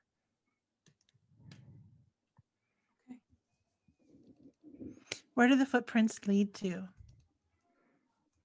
Your footprints are leading off to the a little bit northwest from where you are. So say the car is facing straight north. The Mm. footprints lead a little northwest towards the second mountain area. Hey, Jinx, was there a lady doctor? There were a couple. Nurse, doctor, I'm not sure. They wore scrubs and coats, so they could have been either. But there were 3, and one was really nice. Mm. Well, there's Right. 2 sets of prints here, and I point them out to the rest of the group. Hey, good find. Do the footprints lead into wherever that brush patch was concealing? They seem to lead off just past the side of the brush into a walking trail. Can I check under the brush? Or try to like peek through around, check it? Yeah, we could. I'll Go help you ahead. lift it if anything. I have decent. So yeah, if you guys want to do like as a group to try and move some of that out of the way, you're more than welcome to do that too. We're gonna have, if you're actually trying to move the brush, we'll have to roll for brawn to see if you can succeed at moving it, or at least a section of it here. And we will need. Oh, we could do it. Okay, combo of 5, and that works, you guys. So you do manage to move a little bit of it out of the way. And we go in with Nope. some more because the other girls decide to go ahead and help out Ooh. too. So you guys actually managed to muster up more strength than any of you realize that you ever had. But you peek to your right, and there's Jinx right there with you guys, just like, ha, this is easy. That was cool. Wow. And then you notice that there are car tire tracks headed up to the valley there still, towards the center between the mountains. Which is roughly Alright. in the same direction that the footprints would be going? A little bit. It's a little more north than where the footprints almost kind of lead off a little ways, but it may be Okay. close to the same direction. We'll go with that. We need to have a talk, guys. There are 5 of us, and we don't know how many adults there are. There's a lot of footprint traffic. We cannot fight every single one of them. Oh, We're we don't need to fighting. fight. We're fighting them. I hope not.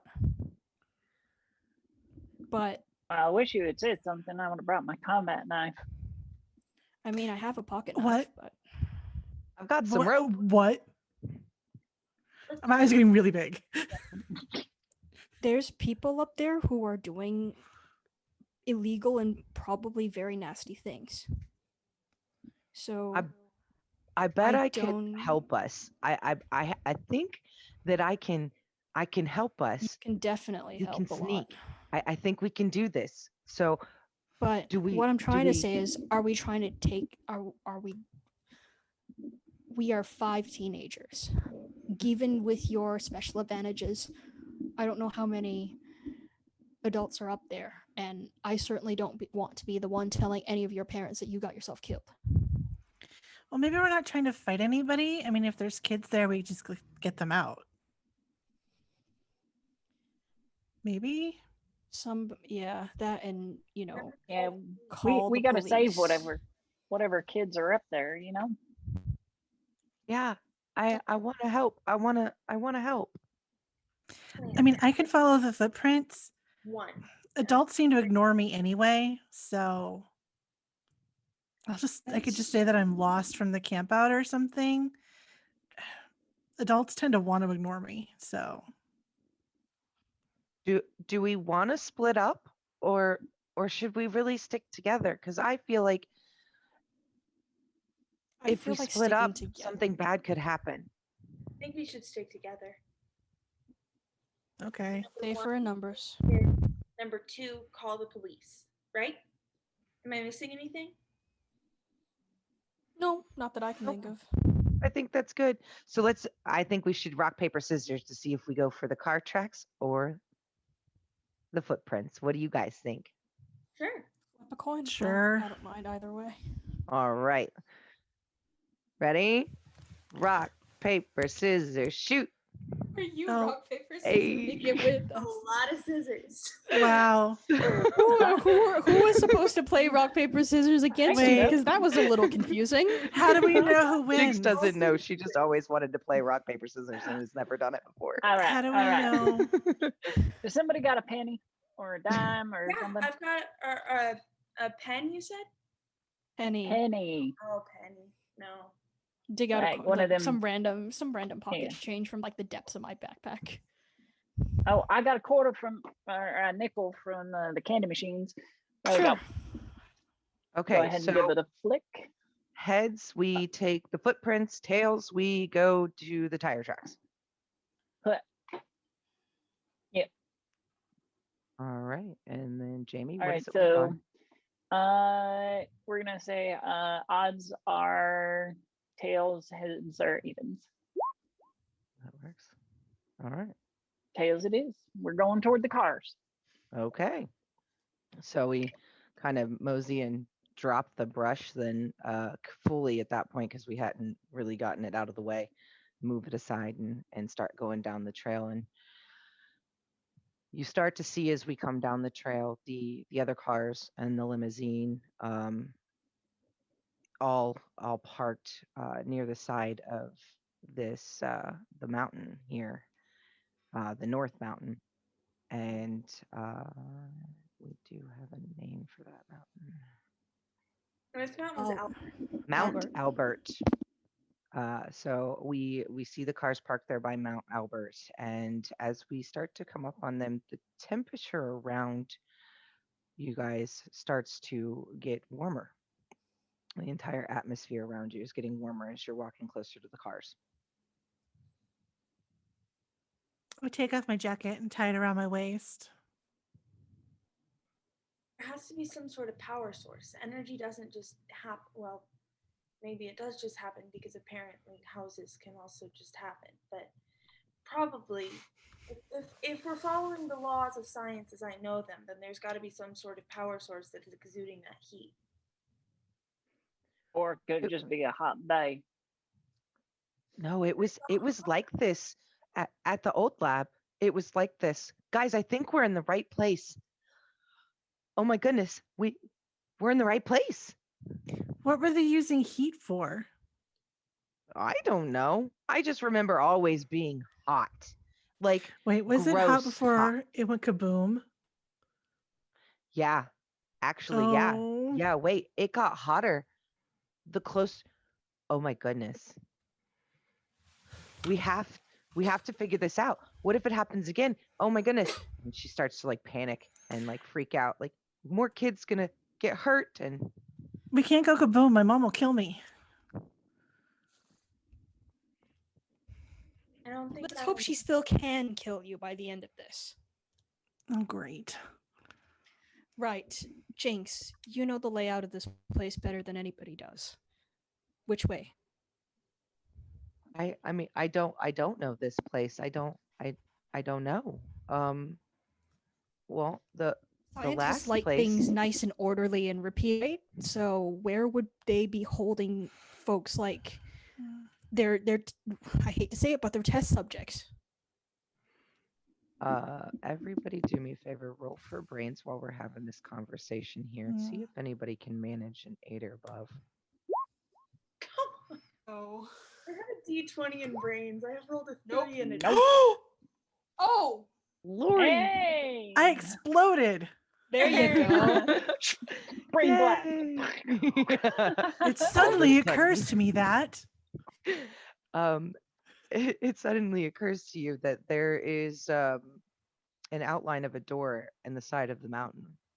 Um, for the rest of you ladies, don't forget that you do gain an adversity token for this.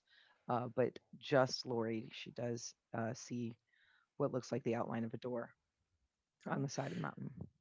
I turn to the outline of the door and I point at it and I say, "Is this useful?" Yeah, that would Wait, be pretty useful. that looks just like the last one. She starts to go and kind of lean up and it's very hot though. Does anybody have a stick? There's one right over there. Oh, right. Yeah, you're right. You're right. Okay. And she like kind of walks over and she grabs a stick and she's like poking at the door and nothing's happening. Just thunk, thunk, thunk. It does not sound like the side of a mountain. It sounds like metal as she's hitting it with the stick. Thunk, thunk, thunk. It's not As working. she's hitting it, I would like to examine the ground around the base of the door to see which way it swings. Mm. Okay. Um, it does not look like it swings out. Okay. Are there footprints leading into the door? There are. Okay. The Which same side two of the sets? What was that? The same two sets of footprints, the big one and the little one? Yes. Okay. Along with at least 4 other people's foot tracks. Okay. Which side of the door do the footprints go towards? It seems to go directly into the center of it. Is there any gap underneath the door? No Like gap. between the door. Is there a dang door handle or, I doubt it. something? No handle that you would recognize as a handle. But as you guys are kind of looking around and she's thunking away, she tosses the stick and she goes, "Oh, I give up. There's got to be another way." And as she tosses the stick, it hits next to the door, and all of a sudden the door swings inward, Whoa. almost like she hit a button or something. That's lucky. Okay. That works. Right. What you see in front of you is, excuse me, is a very dark hallway with a flickering light down towards the end that looks like it splits off left and right.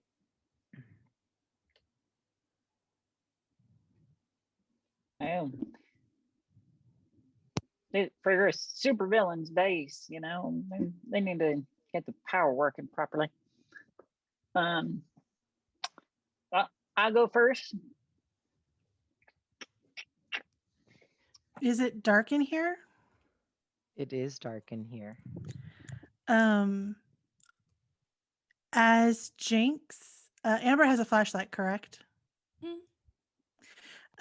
I would say that Jinx starts looking at that flashlight like it's a life preserver. Can you? Hey, I can hold the flashlight if you want me to. I'm fine, but can you? You know how you reproduced that bike just now? Yeah. Can you do the same with the flashlight? Give it a try.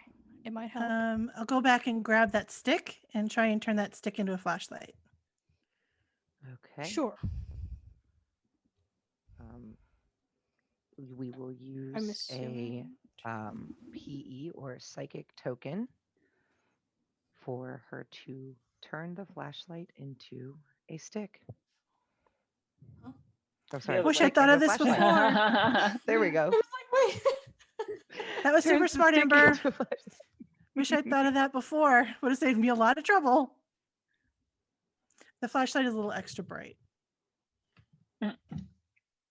It does a good job at illuminating down towards the. So, is everybody walking in and down the hallway? I'm gonna stick close to Jamie because I feel like she knows where she's going, even though she doesn't. But she's, Really dope. she's the explorer. As the I group live for starts to get this. towards the end of the hallway where it splits left and right, you start to hear a woman's voice, and Jinx goes from being scared of the dark to excited. Oh my gosh, that's Amy. Guys, that's Amy. Wait, Ooh. that's Amy. She Oh, nice. So Amy was my friend. Amy was the nice one that I was telling you about. I thought she was gone. I thought she was in the accident, but she's here. She could help us. But she's still working for them. Who's she talking to? And she just kind of listens. I don't know. I don't know that voice. Then let's not What? go running in just yet, shall we? Let's listen a little bit first before, we all go charging in and possibly get shot. Yeah. So Yeah. as you guys are listening, you do hear the voice of this Amy person speak up, and she's like, but George, we can't keep doing this. They're just babies. They have names and homes and families. This is not what I signed up for. I can't do this anymore.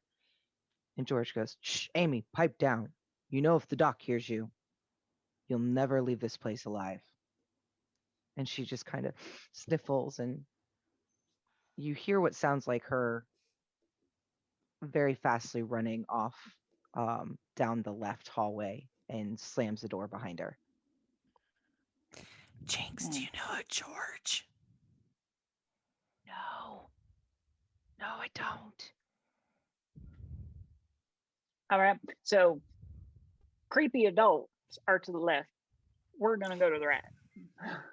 'Cause maybe that's where the kids are. No. Hold on a second. Where were the two voices initially coming from? So if you guys are in the hallway and The coming T up on junction, the dead, right? yep, the T, thank you. They're off to your left. And she disappeared further off to the left as her voice and crying and her footsteps went Okay. further left. Do we hear any sort of sounds or conversation from the right-hand side before we go there? No, you don't hear any sound. Well, no voices, I should say. You do hear a very low hum of like electrical, like just very light, very low. Got it. Going right. Okay. What? So we go ahead and we take it to the right here a little ways, and you guys are moving down the hallway, and it's pretty illuminated here. The light fixtures and everything seem to work pretty well. And you see 4 different doors. 2 to your right, 1 in front of you, and 1 to your left as you come down towards this hall or in this hallway. Are any of them labeled? One of them does say security, and it has a window in the door. The other one is a very strange metal looking door for outside of game visual. It looks like the door of a walk-in freezer, but you guys have probably never seen that being from a small town, but that's what it looks like with that pull handle. And then just a regular white door with a red blinking light above it in front of you. And then to the left is just another plain white door. Do we hear anything behind any of them? Which Because- door are we listening? Let's go with the white one with the blinking light, the one right in front. Straight in front of Keep you? your head down. Go under the security door. So you guys kind of sneak up then, Mhm. and you put your ear there, Delilah, to the door, and that hum that you hear is just so loud, like it's in the wall, that you can't hear anything else. Let's check the other doors. I'll stick my ear up to the other white door. The one on the left. Yes. Okay. It sounds like music is playing. Classical music is playing in the background behind that door. Nobody good listens to classical music, so we're gonna go for that freezer door. You notice as you look at that big metal door that there's quite a hefty padlock on it. Mm. Then, staying really low, I'll try to listen into the security door to see if there's anybody in there. So as you listen in there, you do hear a lot of talking over a radio intercom. The voices are coming from the intercom, though, not the room itself. So there might be someone in there, or there might not. But even if there is, there are probably cameras in there, and we could see what's going on in the other rooms. That's a good idea. Is there How any tall sort is of the window? Yeah. Let's say it's probably 3/4 the way up the door window, so it's not quite half level.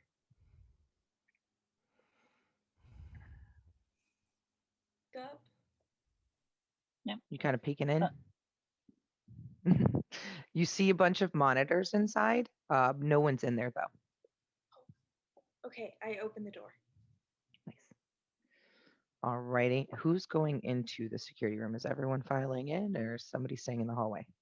Now I'll stay out in the hallway. I'd like to go in. Okay. As you guys go in, you do see on the monitors, it's just a big wall of monitors in front of you. Some of them look like they're broken, so they've got just that white noise static on them. One of them does have Z sitting on a bed in a room crying. Another monitor has Amy, who Jinx recognizes as Amy, and it's like, look, that's Amy. That's Amy right there. And she's sitting at a desk.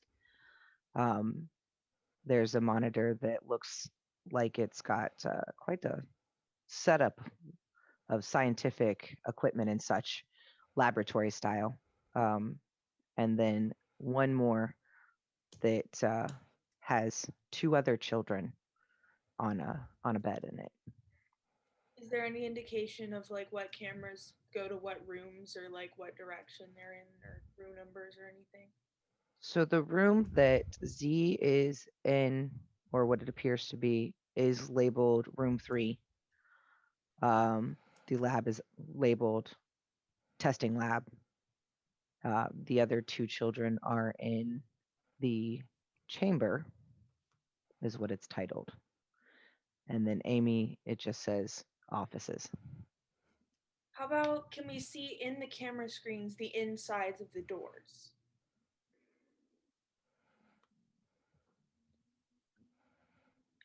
The room that the Z is in just looks like a normal plain white door. The chamber room that the two children are in looks a lot like the metal door that you guys are right next to. And the other ones are just kind of blah. But the laboratory door is open, the testing lab. What are the voices saying on the intercom? The voices that we heard. They're running through their normal security checks. Hall 1 clear, Hall 2 clear, lounge clear.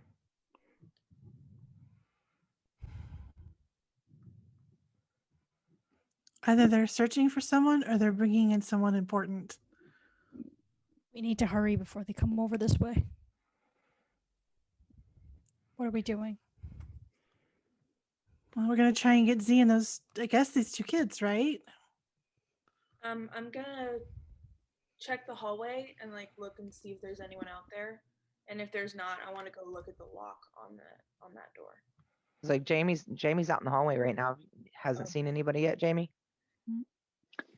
No, not yet. Though, listening to the radios as they're in there, sounds like patrols. So maybe we need to take one of them radios with us. At least we'd be able to hear if they spot anything. Good idea. All right. Who's taking the handheld with them? Jamie, do you want control of it, or Delilah, would you like Yeah, to?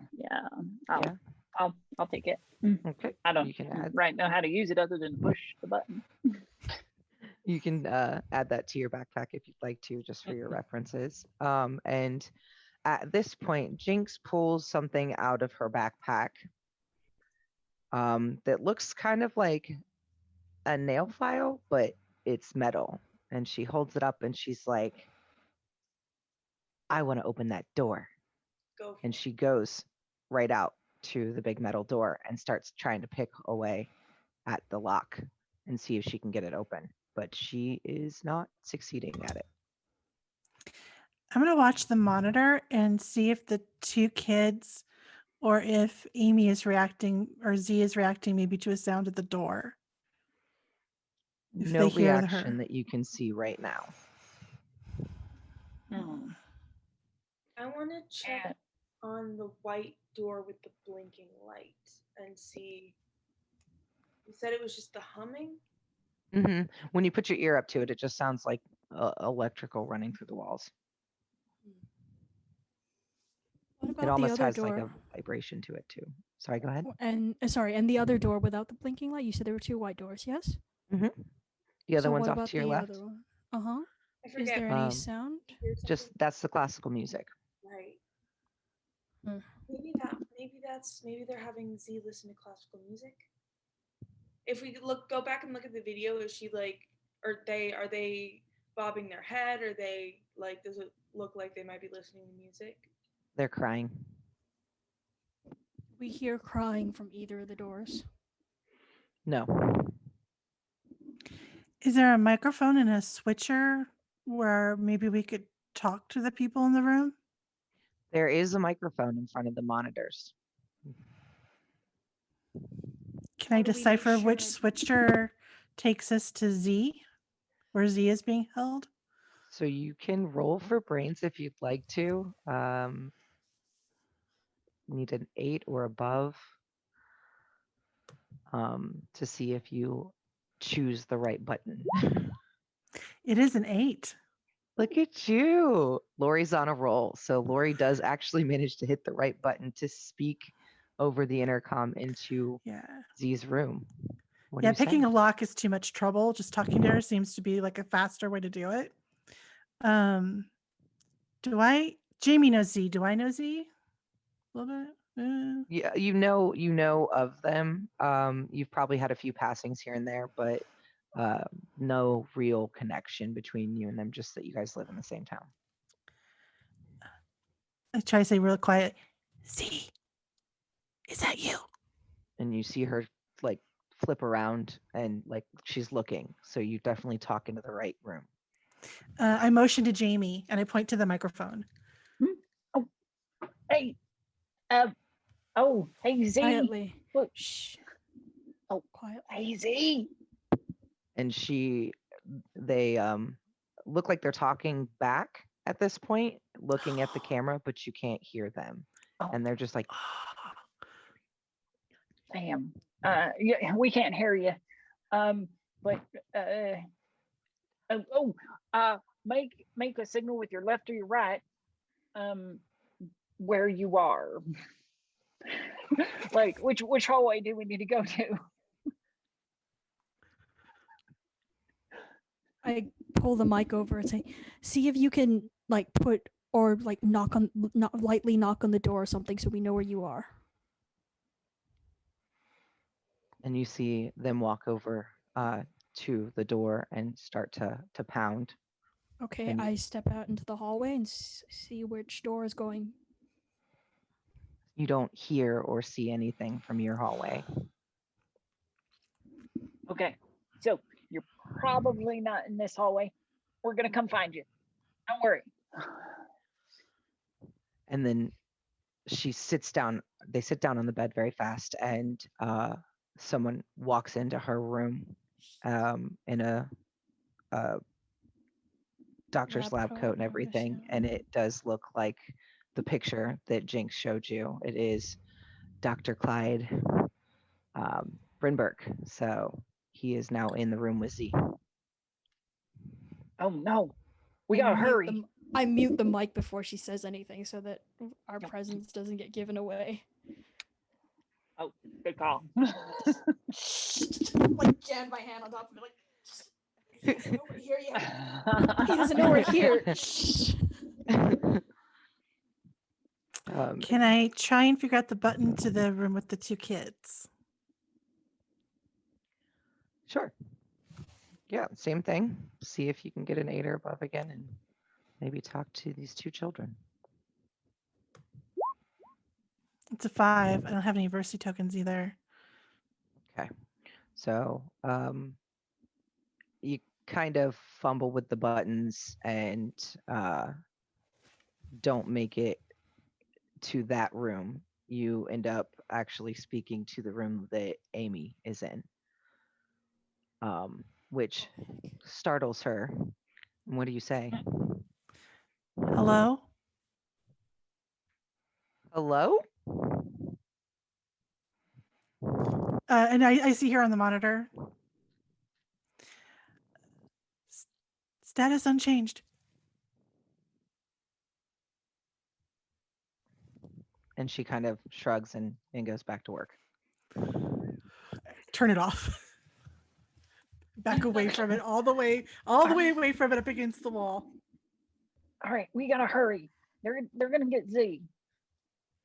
At this point, Jinx is like, Delilah, you're smart, right? Can you open this door? And like kind of shoves the nail file into your hand. Should I roll brains or? If you'd like to try, yeah. Yeah, I'd like to try. Yeah, go ahead. And we'll do a 6 or above. Ooh, An 18. Delilah. Yeah. You literally take the nail file and you just put it right into that lock and do a shimmy and it pops right open. Yes. This is terrible security for an evil lab. You hear Amber muttering in the background, like almost offended that they're such amateurs about this.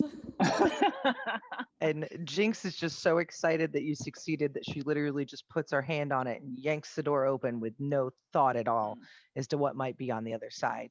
And as this door opens, it's quite a big, heavy door and some smoke, steam, something of a sort of cloud comes wafting out of it. And It's as it freezer. starts to clear, it's very warm though. It's not cold, it's warm. Oh. As the cloud of this substance kind of dissipates, you now see a short hallway with 6 identical doors labeled 1, 2, 3, 4, 5, and 6.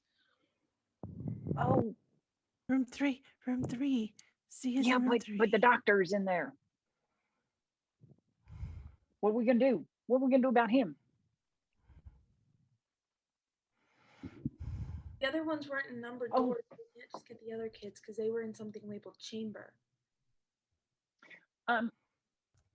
When the doctor went into the room, did the door open into the room or out? It opened into the room. Okay.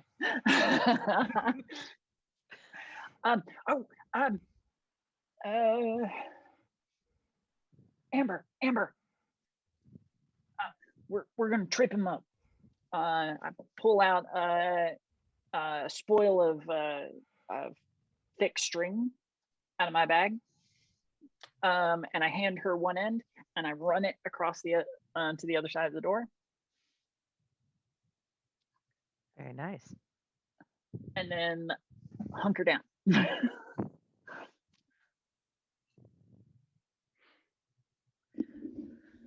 So I'm Jinx going at to this find. point. Go Sorry, on, go no, ahead, go on. Amber. No. Amber has a Swiss Army knife. She hasn't pulled it out yet, but right now she's going to find a place that, like, could be concealed, I suppose. Well, not concealed, but at least out of the immediate line of sight of the door. Have the pocket knife out, and just be like waiting to pounce, basically. Okay. Well, You guys I need do your notice. strength to hold the other side of the string. I'm not the strong one here, but okay. If you need me to do that, then okay. While you guys are Who's trying to stronger? figure this out, though, Jinx seems very unsettled. She doesn't want to enter this hallway because she knows that the doctor is down there. So she stands at that door after being so excited to open it, and she just kind of looks at you guys and goes, "Guys, can we try another door for a minute? I'm not ready for this." Jinx, come in here. And I beckon her to the security room. Okay. So then she does kind of back away a little bit and kind of Hey, stands next to you. You were friends with that Amy nurse, right? Yeah, she's always so nice. Do you want to talk to her? I mean, maybe I think she would help us. I really do. She's such a good person. I hit the button that made me talk to Amy, and I point to the microphone. I point Jinx to the microphone. And she kind of gets what you're going for, and she's like, Amy, it's me. And Amy, you see on the monitor, she knows the voice immediately and just kind of starts to freak out. Amy, I need you to help us. I need you to come help us. And Amy gets up and walks out of the room very quickly. Out of camera. I don't know where she went. Does she know where we are? I mean, how many other rooms have microphones? I don't know. Okay, so All right. maybe she's coming to help. I poke my head out. Nothing yet. Amber, all right, hold your end of the string. I'm gonna knock. Get him, come out. If you're so sure about this. Well, be ready with your knife. All right.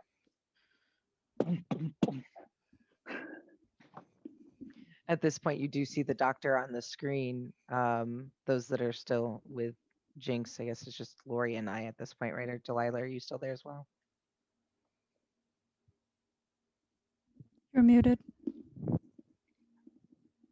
Yeah, I'm in the room. I'm with Amber and Jamie. Jamie. Okay. All right. So Lori and Jinx see the doctor start to move towards the door. And you've definitely got his attention, and he is ready to open the door at that point. And as he puts his hand on the door and goes to open it, Jinx goes, "No!" And she comes running out, and all of a sudden the door swings open. The doctor's there. He looks around and he doesn't see you. Okay. Well, I'm holding the string really tight, waiting for him to. So you guys are literally still there, frozen in motion. Jinx is just like, and no one's moving, and the doctor's just looking around, and he sees nothing, and he just kind of scratches his head, and he shuts the door again and goes back in the room.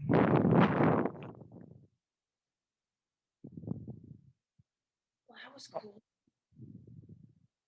What just happened? I think I told you I wasn't ready. He can't see me. If he sees me, it's all over with.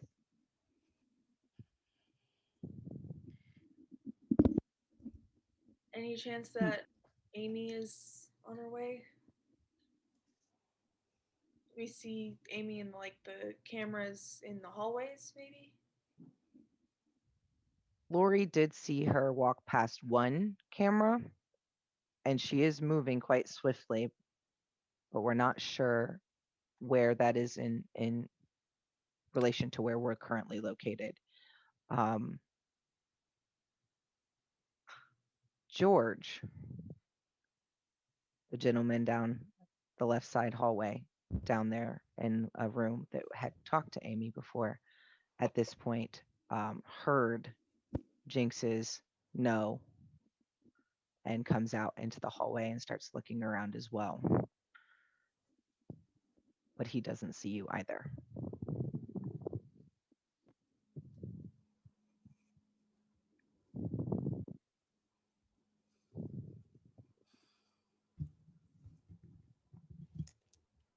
Jinx stays frozen in place until George goes back into his room, and then she kind of takes a deep breath. And as she takes that deep breath, Amy walks in from the other end of the hallway and they make eye contact. She can clearly see all of you. And Jinx goes and just tries to get her to come to her. And Amy literally runs to her and gives her the biggest hug. And she's just like, I thought you were dead. Shh, guys, get in here, hurry.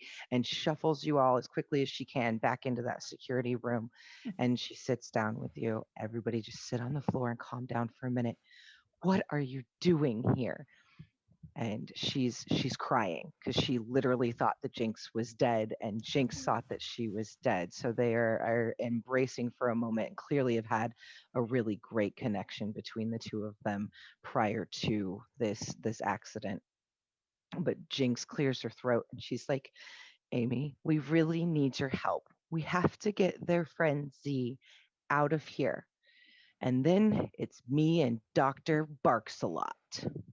And she gets this super serious face and she just kind of goes. And Amy kind of sniffles and giggles at her and, oh, Jinx, you haven't changed a bit. Okay. Let me see what I can do. Stay here.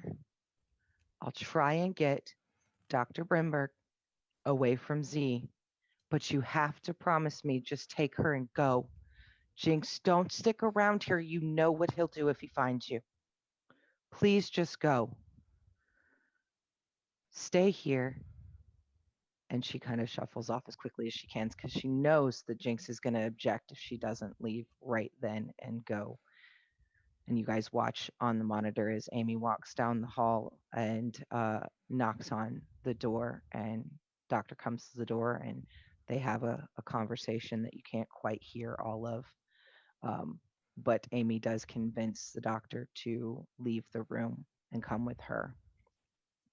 And they, sorry, go ahead. I'm gonna just turn to Jinx and like go and pull out my notebook and see. It's fine. See, because step number 1 is get the kids, and step number 2 is call the police. So we're gonna do what she says, and it's gonna be fine. Okay? Well, yeah, we'll get Z, but what about those other two? Hopefully the police can get them. Yeah, if we can get Z and get out of here. Z can tell them what happened. She can maybe corroborate our story. That's true. Yeah, maybe that'll work for now. Let's feel hurry before the doctor comes back. And Jinx kind of like loses her thought too, and she's just not sure, but she's like, yeah, we really do need to get Z. So she nods her head in agreement and just kind of bites her lip for the moment. But Amy and the doctor at this point go into the door that was labeled 4 and shut the door. Let's go. You guys are headed to 3? I'll stay in the security room, looking at the monitors. So Jinx then looks at Jamie and goes, well, Jamie, they're your friend. Maybe you should go in first and try and see if they're okay. Calm them down. They look pretty upset on the monitor. Yeah, no worries. I can take care of my friend. So then Jamie goes ahead and walks in the room first, and Jinx right on her tail as usual, and Z just wraps their arms around you, Jamie. Oh my God, I never thought I'd see you again. I never thought I'd see anyone again. I miss my mom. I want to go home. I don't understand. And she's just frantic. Yeah. Well, there. We're here to get you out. Just follow me. I'll lead you out. At this point, are you guys headed back towards the entrance exit that you came from? Yes. Yeah, once they pass me, I will- join them. And you guys do actually go down and out, and you make it outside. And as you make it outside, 2 security guards, the man in the expensive suit,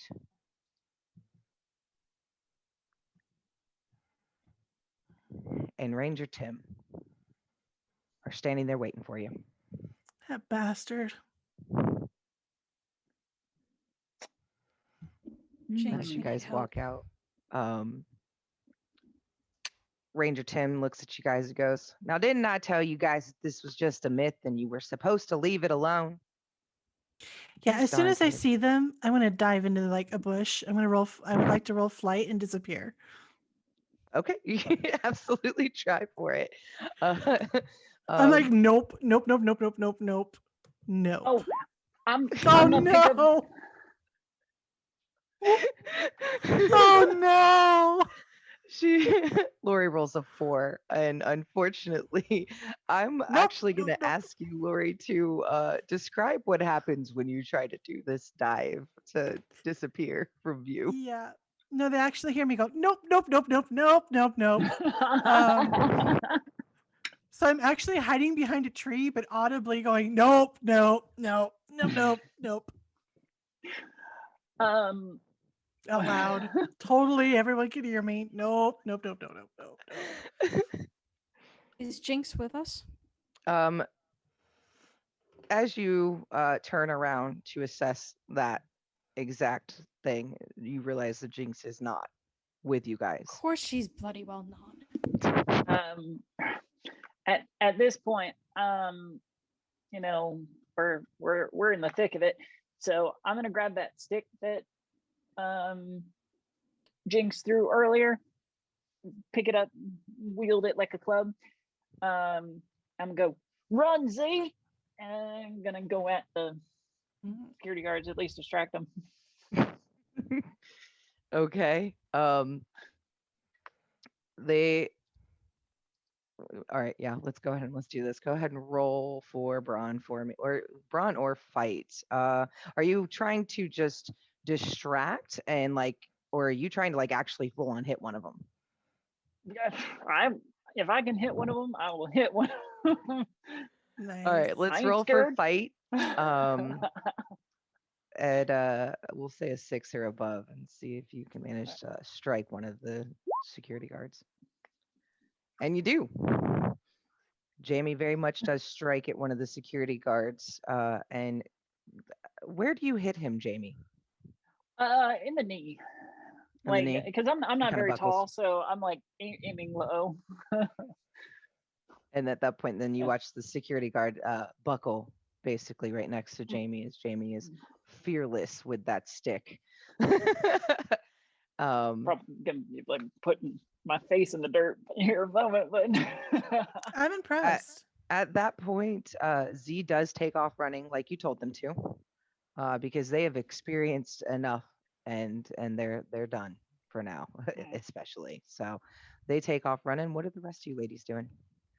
We know Lori's standing behind a tree going, nope, nope, nope. Nope, nope, nope, nope, nope. This isn't happening. Nope, nope, nope, nope. They can't see me. Nope.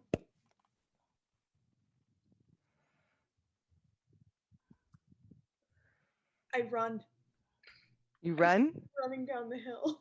All right, roll for flight.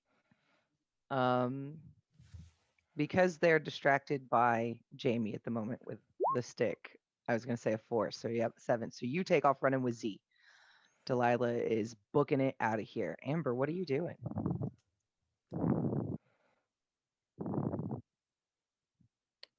Seeing Lori hiding behind the tree there, would this count as a protection roll if I were to grab her and yank her with me as I get the fuck out of here, get the hell out of here?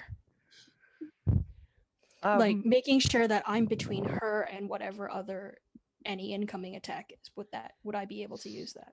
So because your character is already very sort of parental or motherly or whatever you want to call it towards your own siblings, and I feel like you've kind of made that attachment a little bit with Lori, I will say absolutely. But we're still going to have you roll for flight here.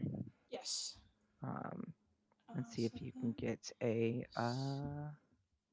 Well, I'm absolutely 5 or convinced that above. I'm perfectly hidden. I don't know if I would be Cooperate. confused about what she's doing.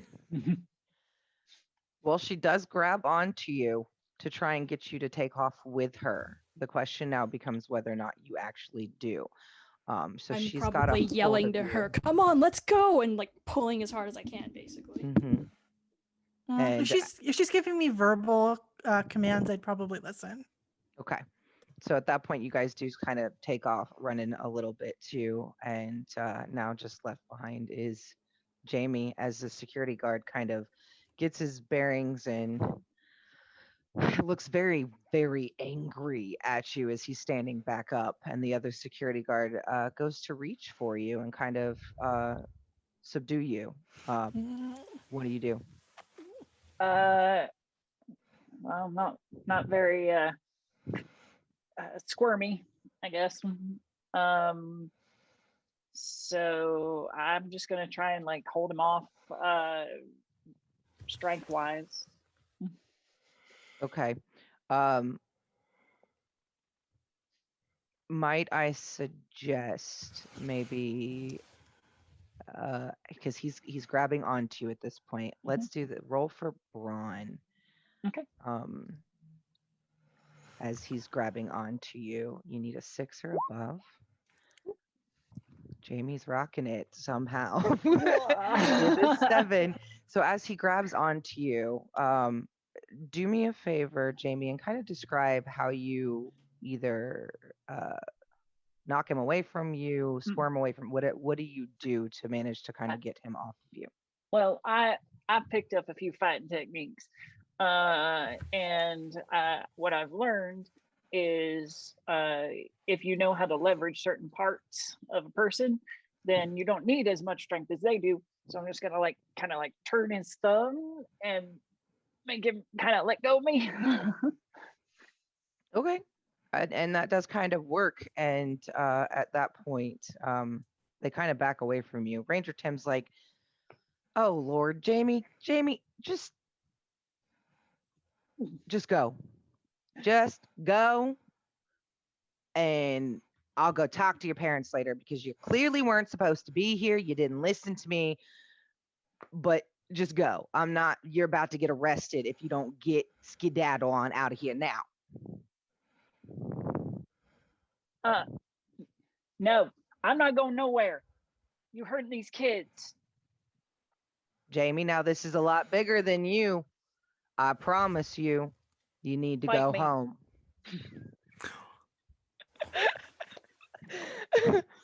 At this point, all of a sudden, Ranger Tim seems to have a heart attack as he goes, "Wait, where'd she go? What? Where'd she go?" And the security guards are now very confused as well because you have all of a sudden, while saying "fight me," disappeared from view.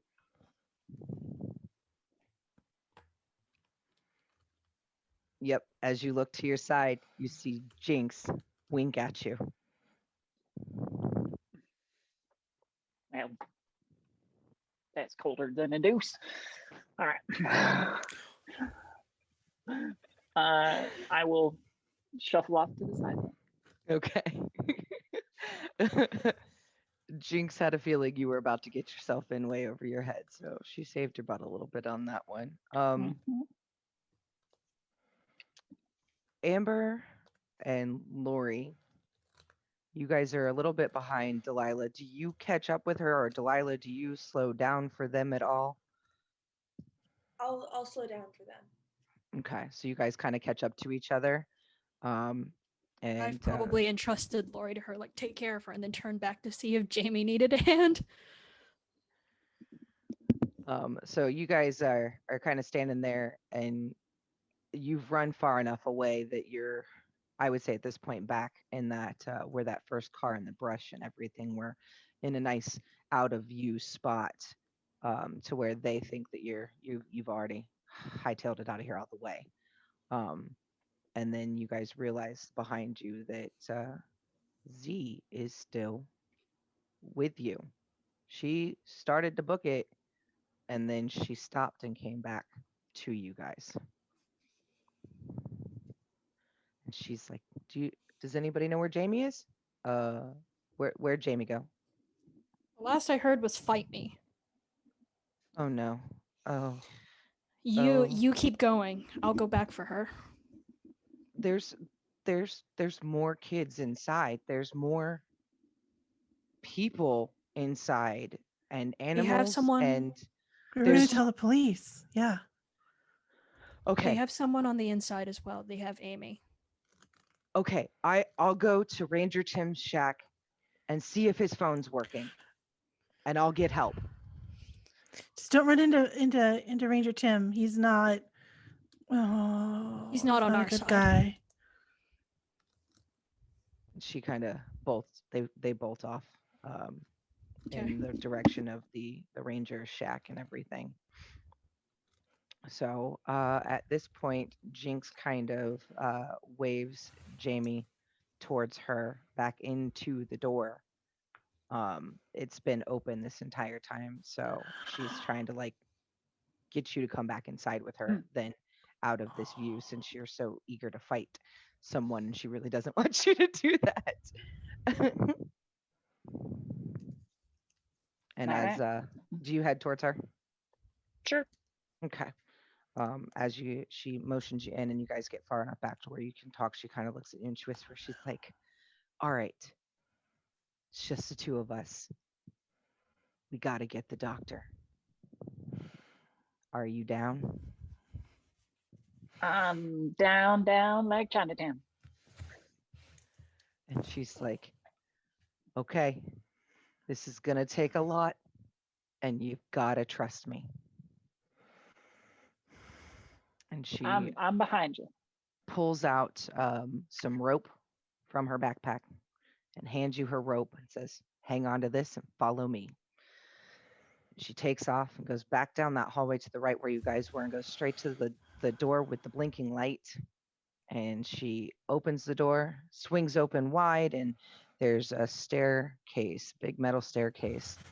And this area where the staircase is only lit by red lighting, so it's a bit dark.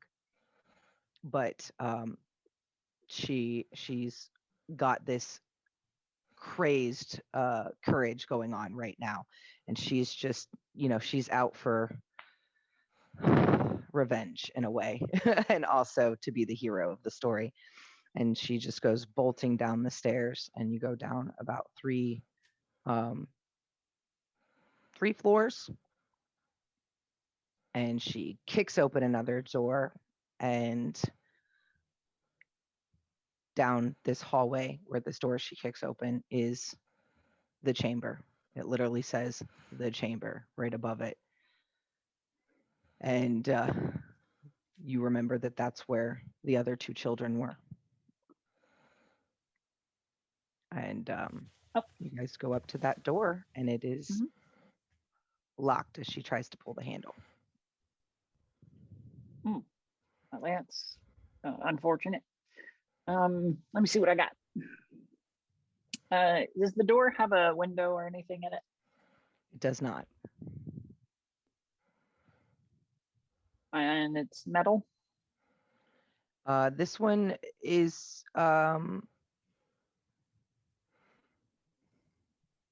it is a type of metal, but it's not like silver metal. It's painted white. Oh, are the hinges on the outside? There are. I'm gonna fish into my magical bag of random stuff, and pull out a screwdriver, flathead to be exact. Okay.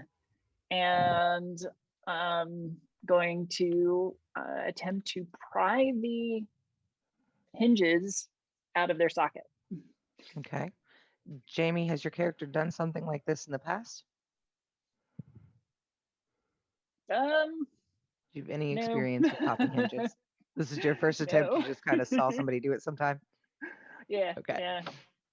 All right. You're gonna roll for brain, and you're gonna need a 6 or above. Brain.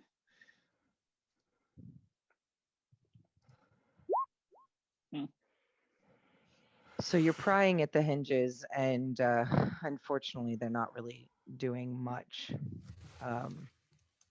But it did make some noise on the other side of the door. The children that are in there do hear you. And all of a sudden, you hear a voice on the other side of the door go, "Hello? Is someone there?" And it sounds like a very small child.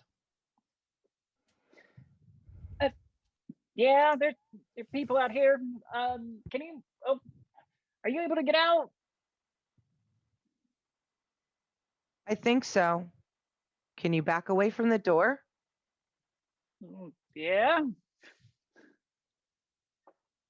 Jinx kind of looks at you and goes, "I think we should back away. This is about to get interesting." And she takes like 12 steps and starts kind of moving a little bit faster.